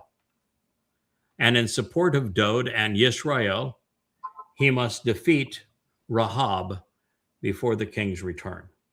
When we're introduced to Ruth, and she is questioned, who are you? I am your Amma, the productive mother that is credited for intervening on behalf of Dod. And then she tells Boaz, I'm going to bring you the kinsman redeemer. Guess what? That's what we're witnessing in this. This is the deliverance of the kinsman redeemer through Boaz, who is the final Zeroah. And guess who's also on the scene once again? Miss Leah as the Amma. It's a team project.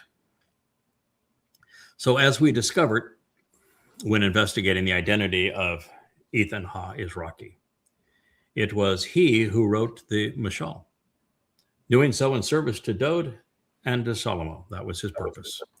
And as a result, he is developing another word picture here, portraying himself as if he were a slew of rocks, stones embedded within the surging waves of the sea to be abrasive when beating down Rahab, the conceited and confounding afflicter.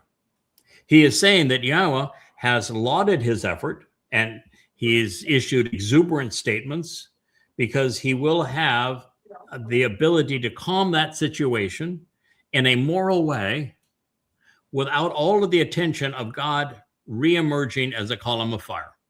God's not going to have to reemerge until this is all cleared up. So it is clear from Ethan's assessment that the influence of Rahab will be as deplorable as this combination of man and demon is deadly and defiling.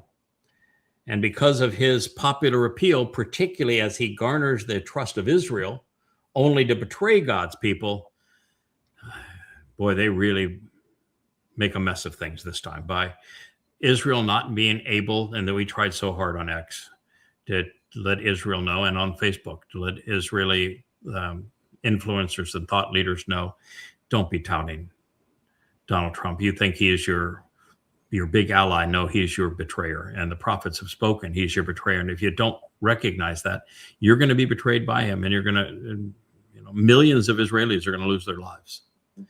We tried so hard, and it didn't resonate with them. Not surprised. So the individual framed by this name is defined as conceited and contentious, confounding and confusing. He is a loudmouth and audacious politician who is both chaotic and frenzied, and yet still popular, particularly among Jews. Today, one does not have to be a genius to deduce that Ha Ezraki is directing our attention to the mercurial, egomaniacal confabulator, Donald J. Trump. Affirming this conclusion, we will consider how Ethan came upon this name. He didn't pluck this name from obscurity. But before we do, there's an interesting note here that Rahab is Yahweh's Oeb adversary, making him either Hasatan, the adversary, or someone directly affiliated with Satan.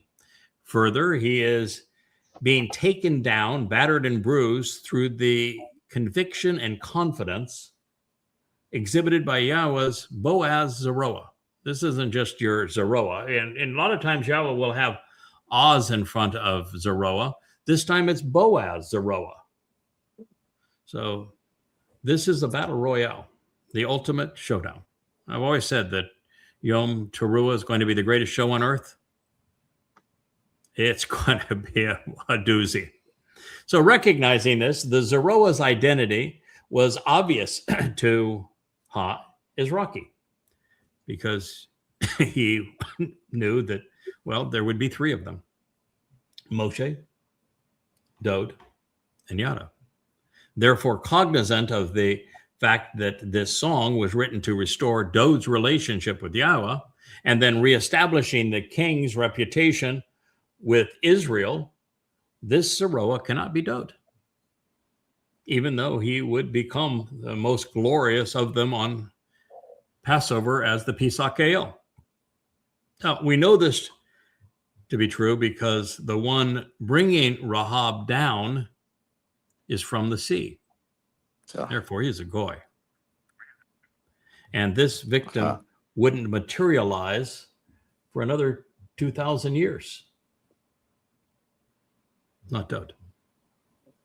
So in this context, Ethan is letting Dod know that he will not be serving alone. And he is not going to have to come back to a contentious world where Satan exists anymore. The man talking to him is going to be used by Yahweh to take Satan out of the picture. Now, that's quite a responsibility.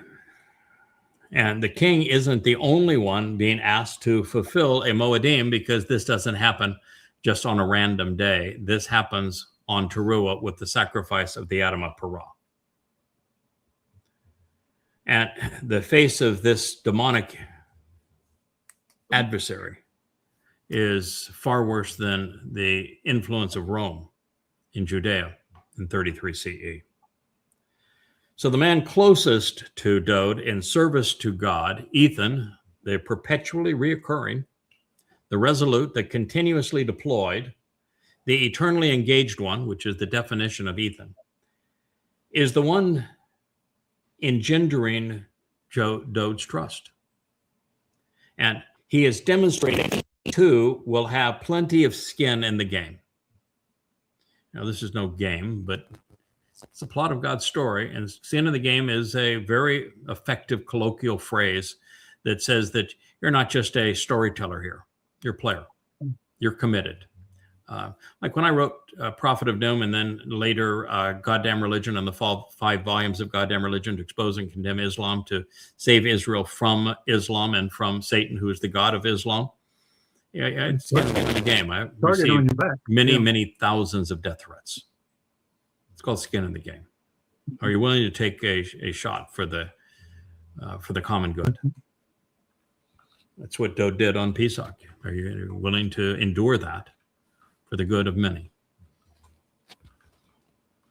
So he is demonstrating that he too will have skin in the game and that he will shed his blood for Israel and for the Melech king. So even as the world disregards what Dode has achieved, the final empowered Zoroa will take the opposite approach. He will cultivate the Shabbat and the Teruah harvest such that the king's subsequent homecoming on Yom Kippurim will be well attended. It's going to be appropriately celebrated. Be no interference.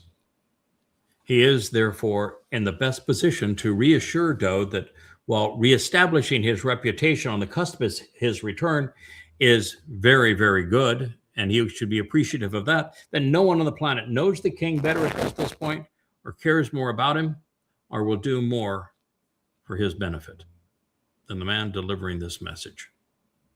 That's what's being conveyed here. He's taken down the big guy. This is a guy much bigger than Goliath. This is Satan. So these things considered, under normal circumstances, we would have several options when translating Zoroa, for example. In the Torah, it addresses the sacrificial lamb, making it symbolic of Dode fulfilling Passover.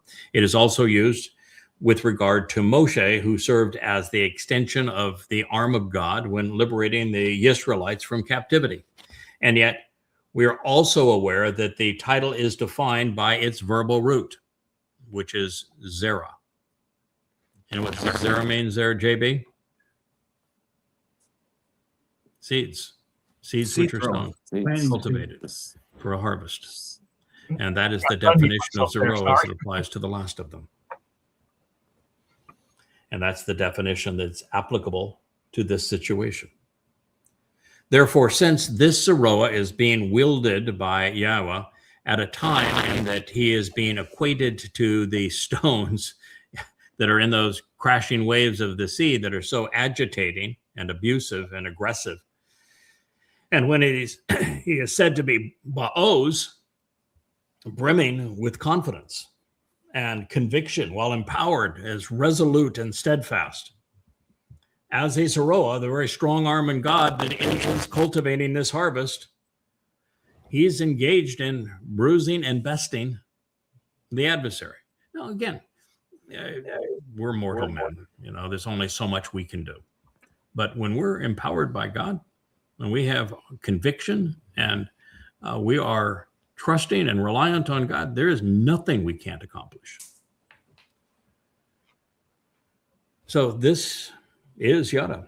This is the Nakri. This is the Choder. This is the man from Edom. Ethan is speaking of himself to reassure the king and to assert his right to write this psalm and then explain it as we approach the end.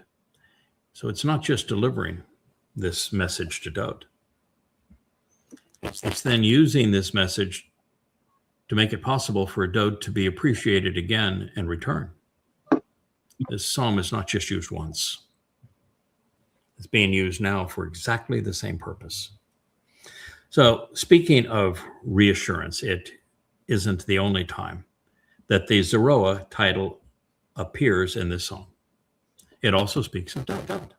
Moreover, Zoroa is essential to the prophecy pertaining to the Nakri delivered by Shalomo, right? Always woven in. And it was used by Yashaya when introducing the Passover lamb in the 53rd chapter of Isaiah, was it not? It says, you want to understand this, you better figure out the identity of the one who knows who the Zoroa are. Telling us that the man who comes to recognize their identity is the one who can properly explain the prophecy of the sacrificial lamb. Therefore, while Yada is the final Zoroa, there's just no other candidate for that job. The arm of God cultivating the seeds, and don't be envious because that's the last thing you want to do is to step into these shoes at this time. He is the most formidable weapon Yahweh will have ever wielded against Satan, the way he's using him. And it is why our relationship began by exposing and condemning the adversary's role in Islam and his propensity to be genocidal against Yehudim. Remember I said that I need to know more about why that Dome of the Rock is there, why it's an embarrassment to Islam, why it's going to be removed when I return. There's no person more qualified to stand on that Temple Mount and to speak to Jews with the Islamic scars removed than I am after having written those 5 volumes of Goddamn Religion, excoriating Allah and Muhammad and Islam. That's why you couldn't do this job without having written that.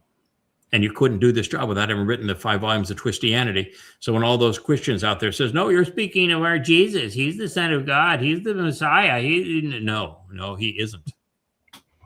He absolutely isn't. And so you had to have that to be among those stones that are quieting this situation. You know, he took down Goliath with a stone. This time it's going to take more than one stone. The target's a little bigger.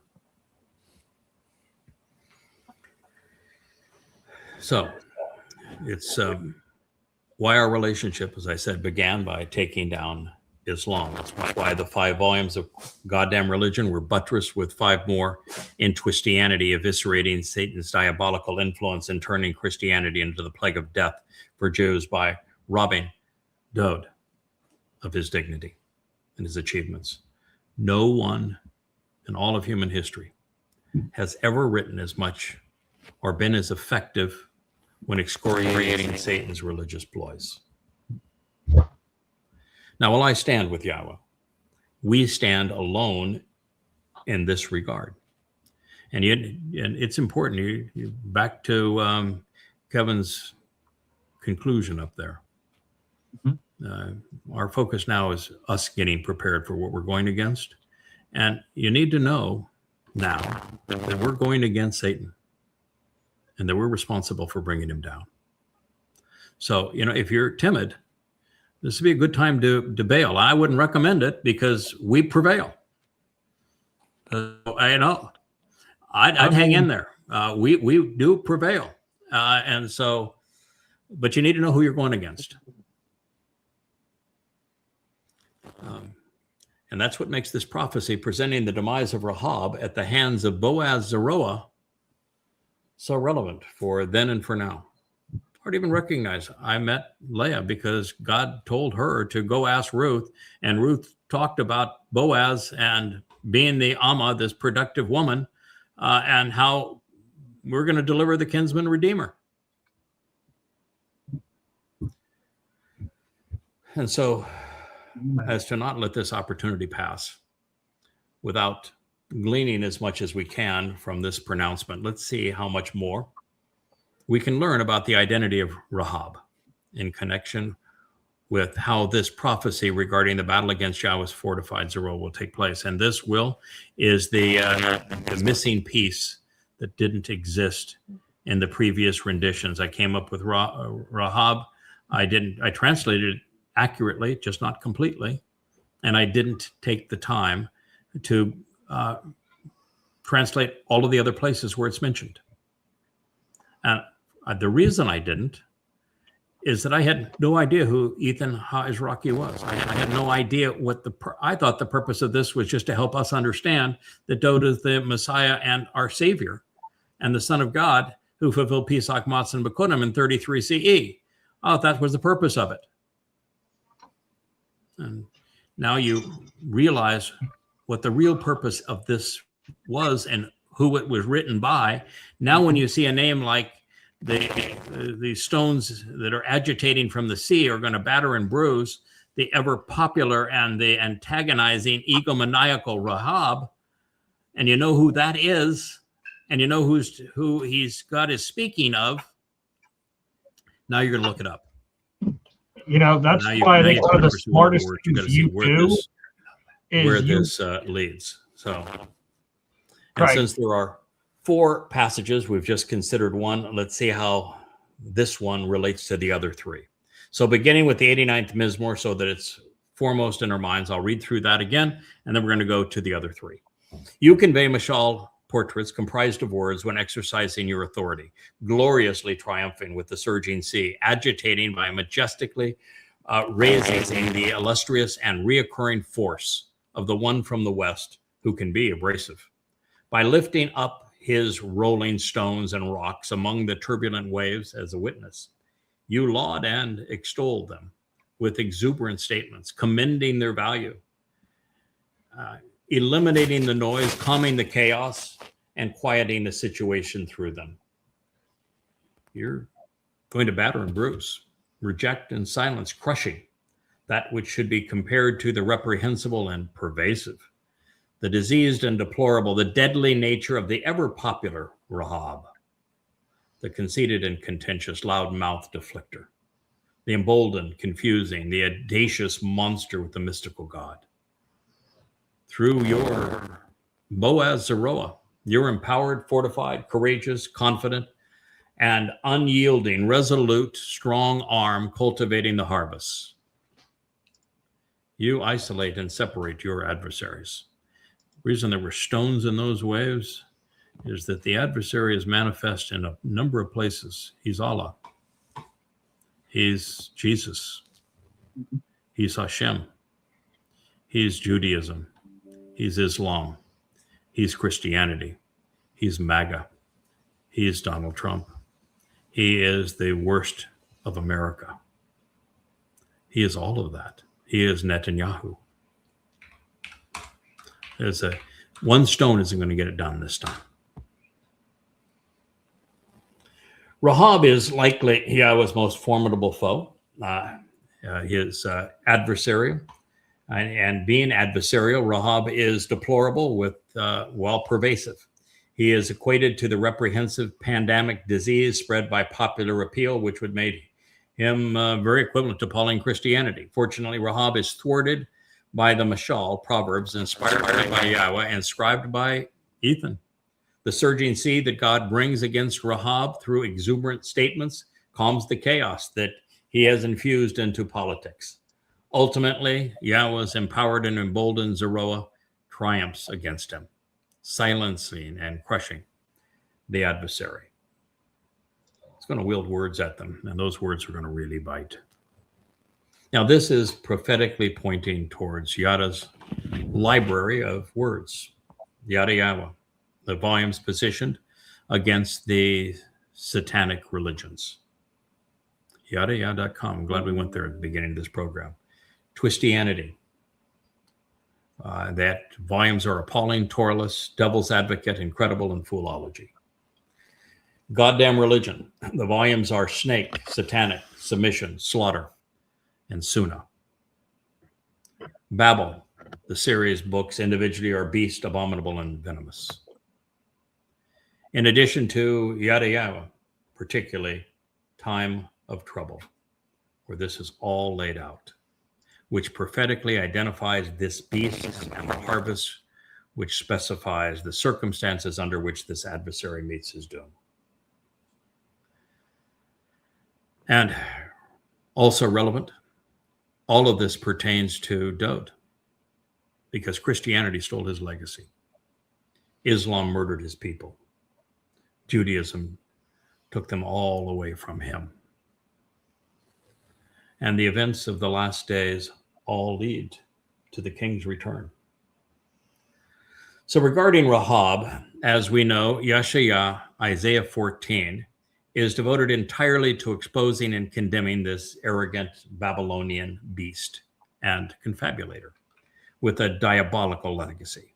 But since Satan appears there by the name of Halal ben Shakar, let's turn to the other places where the adversary bears this particularly menacing title, Rahab. Now, recognizing that it is the most confusing of the 3, we'll start there. The first of these chronologically is found in the Mizmor Psalms. It's in 87:4.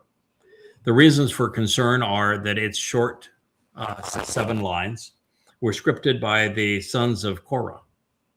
men with a highly checkered past. The Mizmor would have been written by those in service to Dowd, but it affords Yahweh credit for founding the city of Dowd as opposed to Dowd.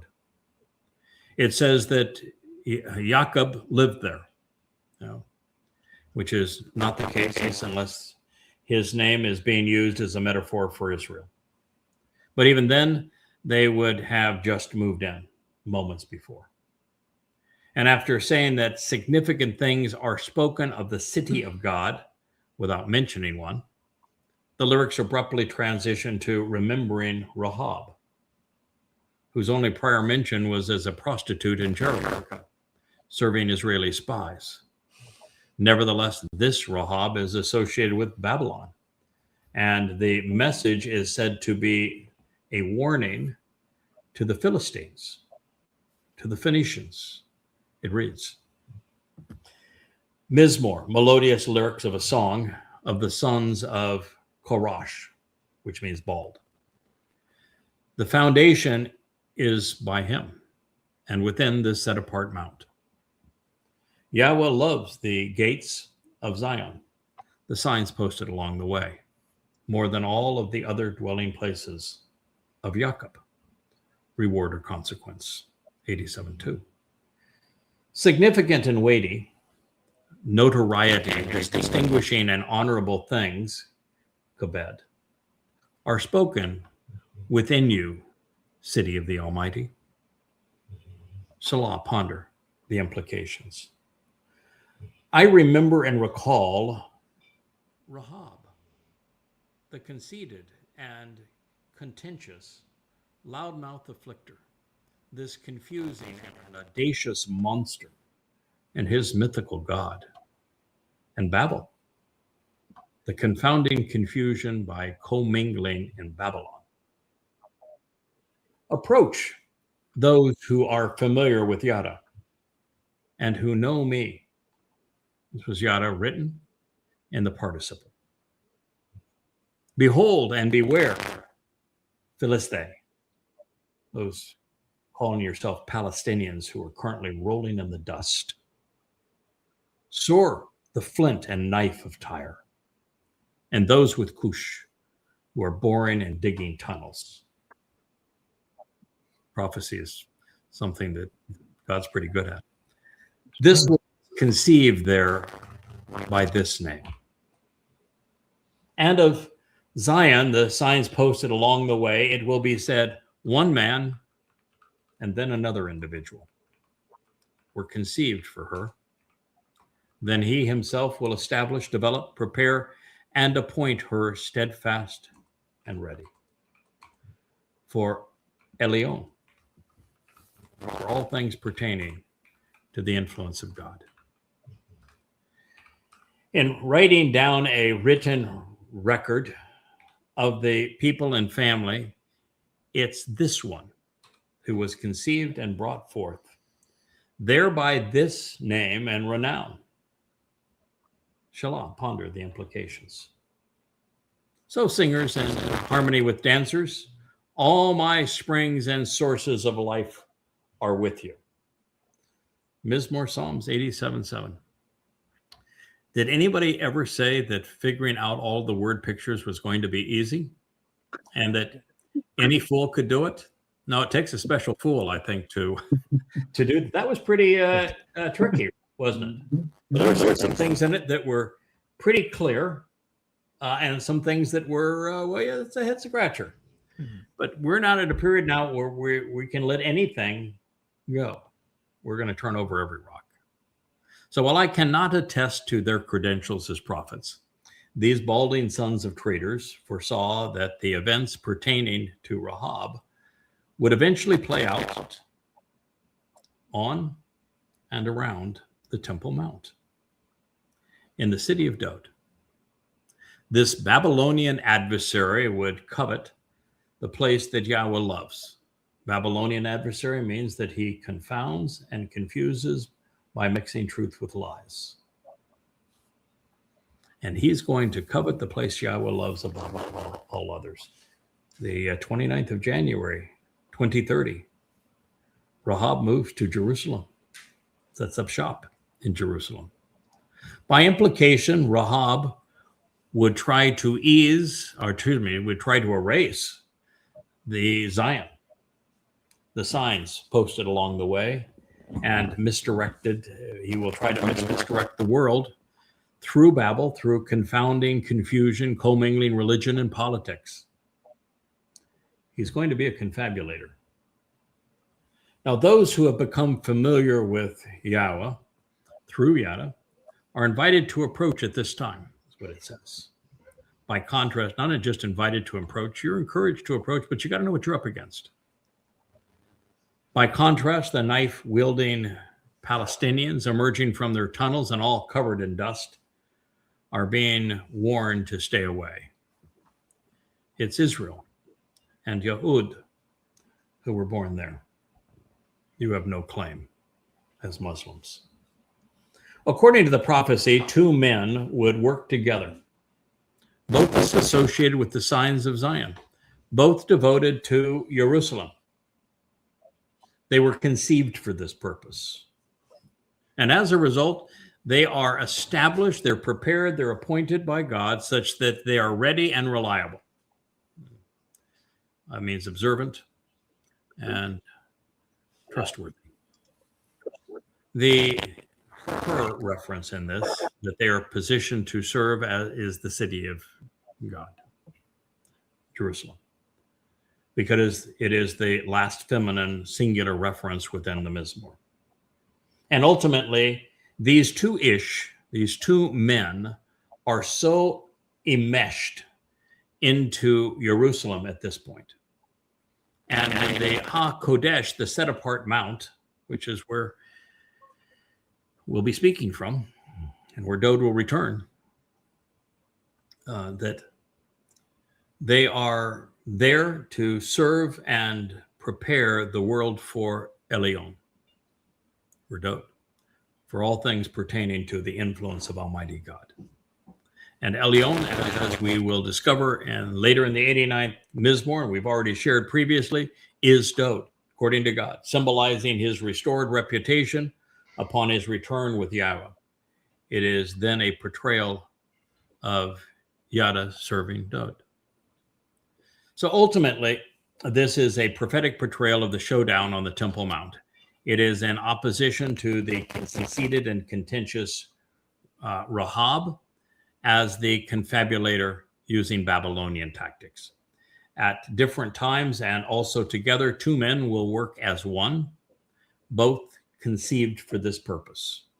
And those who ponder the implications of what they achieved by fulfilling the Moedim in the city of Dode will be among those singing and dancing as the fountains of life are released within the set apart mount to restore the souls of those who will be cleansed on this day. And in this regard, Satan's final death blow will be his undoing.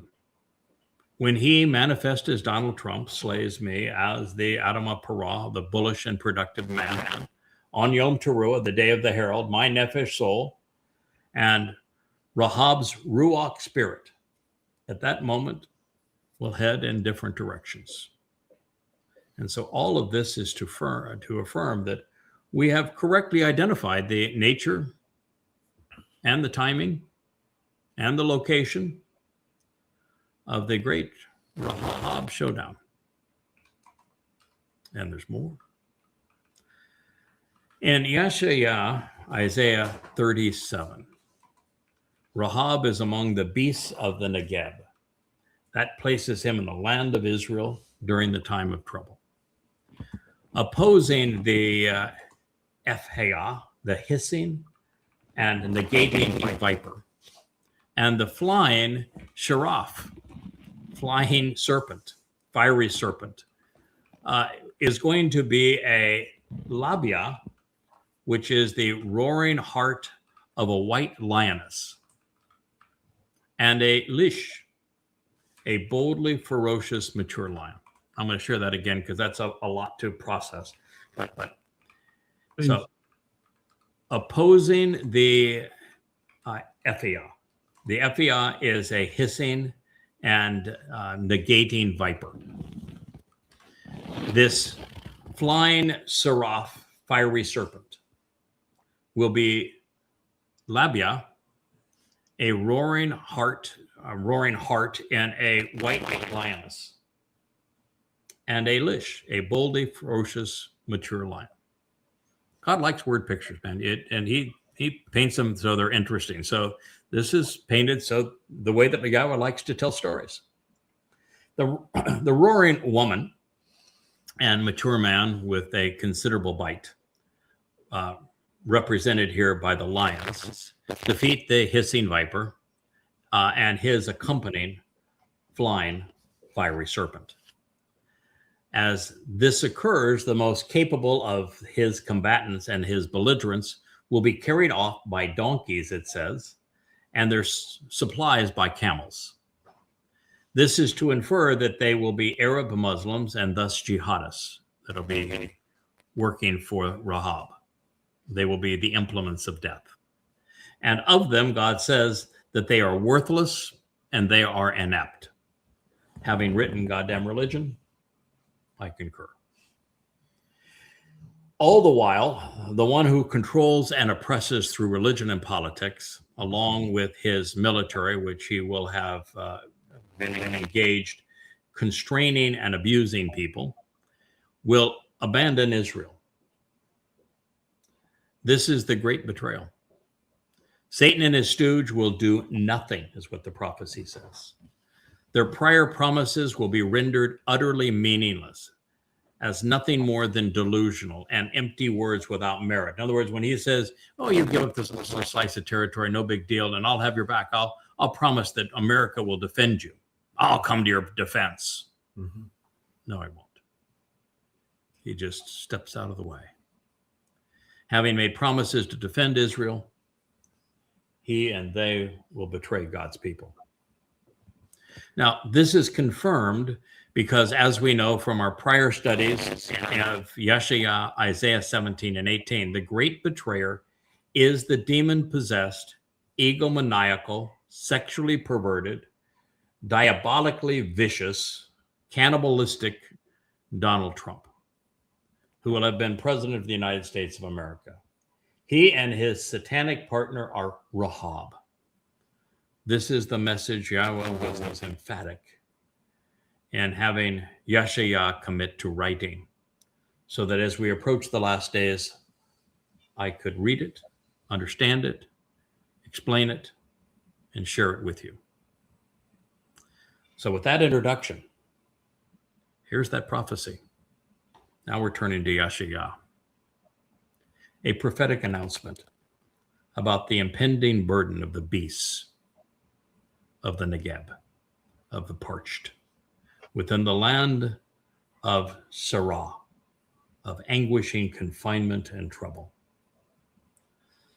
even oppression when besieged and in dire straits. The Labia, roaring heart of the white lioness, and the Lish, the boldly ferocious mature lion, will be against them. This Ephah, hissing and negating viper, and the flying seraph, fiery serpent. Guess what that might be, huh? Their strongest and most capable fighters will be carried away upon asses and donkeys, and upon the humps of camels. Their treasury and arsenal of food supplies, even among a people who have no value or benefit whatsoever and will not succeed, nor will they accomplish anything.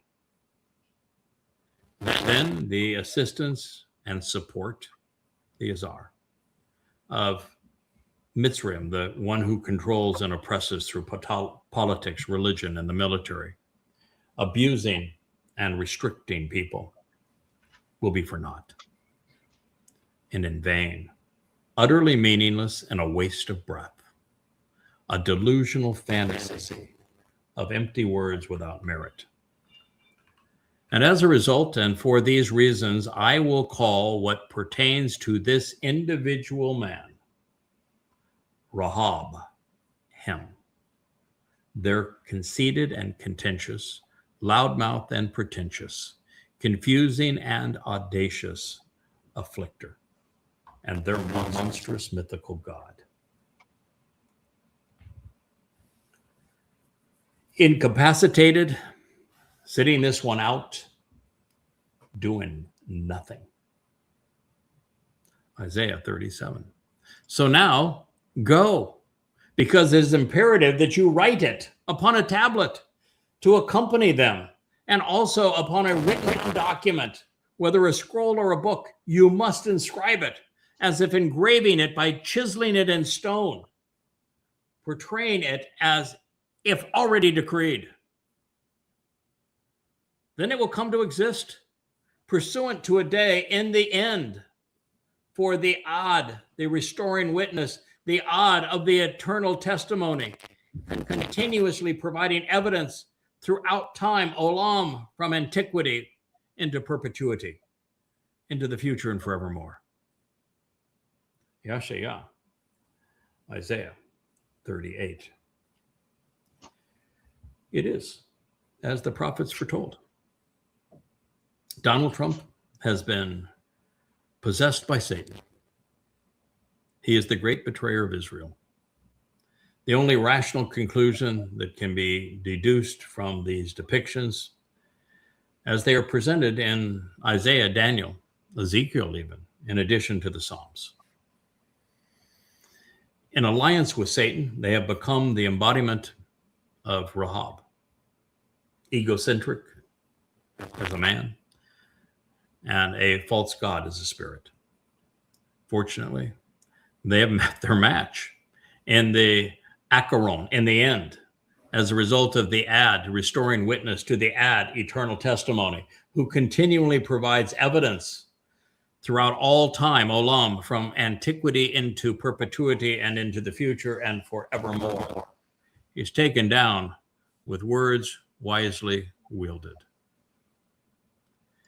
Even though we have resolved the identity of Rahab, we have not yet completed our evaluation of the prophetic implications conveyed throughout the prophets, and particularly about this adversarial demonic duo, because Rahab is also the subject of Yeshaya, Isaiah 51:9. Oh, Isaiah was very keen to tell us specifically what we needed to do. It was written for us to understand. So we should not be surprised that 2 of the 4 explanations of who Rahab are, and this last one was really articulate. It says Rahab is a demon-possessed man and Satan, and tells us where everything is going to transpire and how it's going to come down in the end. And so it's Yashaya that takes one more whack at this. And I want you to listen now. Because once again, the antagonist, the adversary's adversary is Yahweh's Boaz Zeroah. Although this time, rather than referring to Rahab as the integration of the hissing viper and the flying fiery serpent, he is their evil twin. He is Tanin, the monstrous serpent and diabolical dragon. So here's how it reads. Thank you for putting up with this for over 2 hours at this point. This is something I wanted us to be able to share this following statement, because it's not every day that you find out your ultimate fate in life. Your last chapter is written, at least in this volume, and what you're going to be up against. So, gentlemen, we got to buck it up. This is who we're. This is who we're fighting. You should choose to be alert and to be aroused. That'd be my advice. It was Yeshaya's. He was actually speaking for Yahweh. Opting to rise up and be exposed, while uncovering and unmasking the blindness and the injustice of others. I like that. Decide of your own free will to be clothed in confidence and courage, in boldness and might, in the power and strength to accomplish anything and to withstand everything, fortified and resolute, unyielding and steadfast, Oz. As the Zeroah of Yahweh, the strong arm of God cultivating the seed sown for a productive harvest unto Yahweh. You should choose to be alert and aroused, to rise up while exposing blindness and injustice in the manner of the days from long ago and into forevermore, from before time to eternal time. For the generations, the places, and the epochs of time, from antiquity and into the future. I think he's painting a picture of this very path that we've been talking about, going in and out of time, doing this together. Yes or no? Yes. Will it not be you? Would mean speaking of the Zeroah of Yahweh. Yes or no? Will it not be you? Who will dig the grave? Who will flash a brilliant light and then cut into pieces, carving up Rahab, the conceited and contentious, loudmouth, pretentious afflicter, the emboldened, confusing, and audacious monster, and his mythical god. Yay. As you pierce by showing contempt for the Tanin, this monstrous serpent and diabolical dragon. Yeshaya, Isaiah 51:9. Yes or no, fellas? Yeah. That's the question being asked. Do you have the fortitude to do this? Yes, sir. Yeah. You do too. I'll be there with you. That's what we're up against. So the message is clear. Rahab is the corporeal manifestation of Satan, who betrays Israel in the last days. He is demonic, he is devilish, he is conceited, he is confounding, he is loudmouth, and he is vicious. He is a senseless confabulator who is exceedingly abusive. He is the integration of Satan and Trump, who, after making all manner of promises to Israel, won't honor any of them. Promising to defend and support Israel, he will do the opposite and aid and abet her enemies, as he blames the nation's subjugation on their miscalculations rather than his own. However, as Yahweh Zeroah stands resolutely against hell's ambassadors on Teruah, while serving as the Adamah Parah, the bullish man and productive bull, by striking him, they will have rendered their final blow. The Tanin, monstrous serpent, and this diabolical dragon will be no more. That is the message Ethan Ha-Izraki delivered to Dode from Yahweh. Think of it. The blow that takes him down is he kills the man who is most adversarial to him. By killing my body, me, he destroys himself. Why?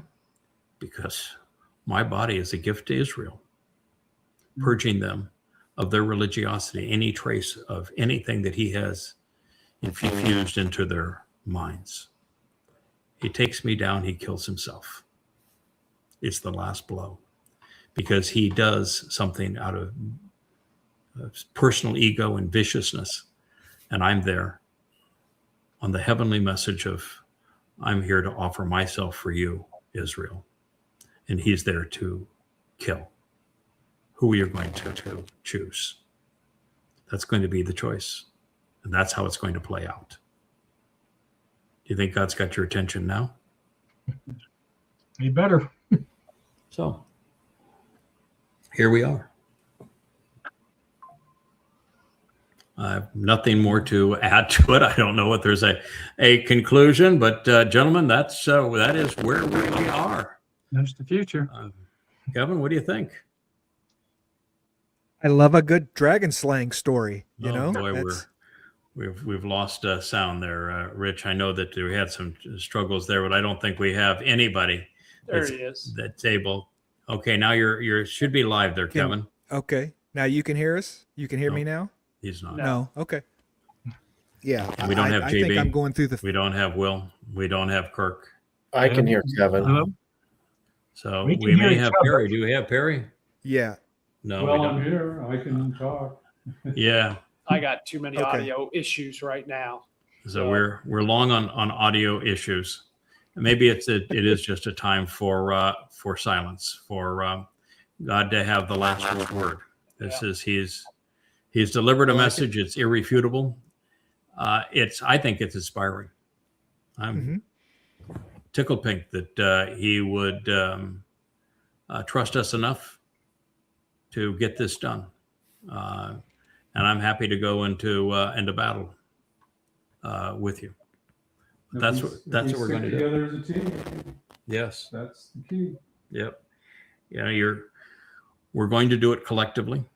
And we're even going to have Leah there. She's going to do some kicking and screaming. I think that Rahab is going to meet his match with her. Ain't gonna have a chance. She's going to go after him. She's going to be a big-hearted white lioness and against him. We might all have to. Well, you're all going to be there. You might have to rein her in, but she's going to go on the attack mode. He's going to kill the bull, and then she's But going it's to a kill him. beautiful scene, actually. Yeah. It really is a beautiful scene because what we're being told is that last act that Israel gets to witness, and this is God's brought in all of the viable candidates for the mortal remnant of Israel that we're going to take into the return of the conditions of Eden, a retry at Gan Eden. And it's not just going to be this silly, I'm going to sacrifice a red heifer, because that wouldn't get anybody's attention. It's the guy that's been up on that wall that has spoken to them for the last 3.5 years, pleading for them, and who has spoken against Rahab and everything that he's doing and the religious on behalf of God's people. And finally, at the end, when they have tried everything they can to kill him and he's impervious, he is going to stand up eye to eye with Rahab. And I say, I'll show them who I am, and you show them who you are. By you killing me, you've displayed exactly who you are, and you will have lost. And by me dying for all of these people that are all around, because it's my ashes that are going to purge them of their religiosity so that they're ready for Dod's return with Yahweh and re-entry into the garden, I will demonstrate exactly who I am. And now they have a chance to choose. There's not going to be anybody that's not crying. It's going to be exceedingly cerebral, emotional. It's God telling his story in a way that has this marvelous visual, gripping crescendo.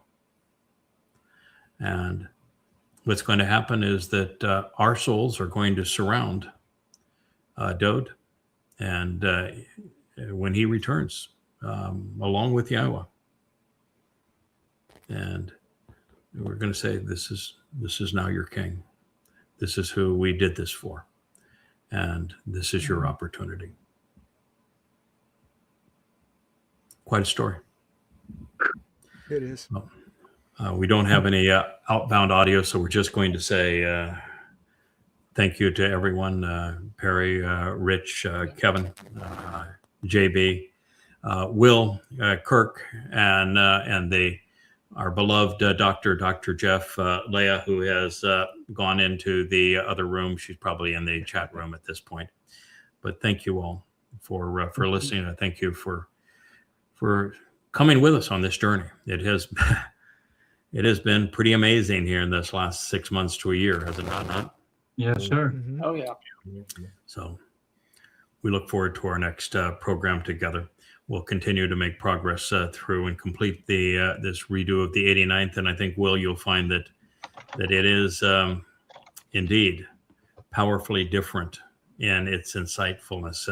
The words are all translated fairly similarly. It's just that we're able to deduce a much deeper meaning from Yes. them. And after we finish this particular episode, God takes over. Everything that is said from that point on is in his voice as he extols the virtues of his son.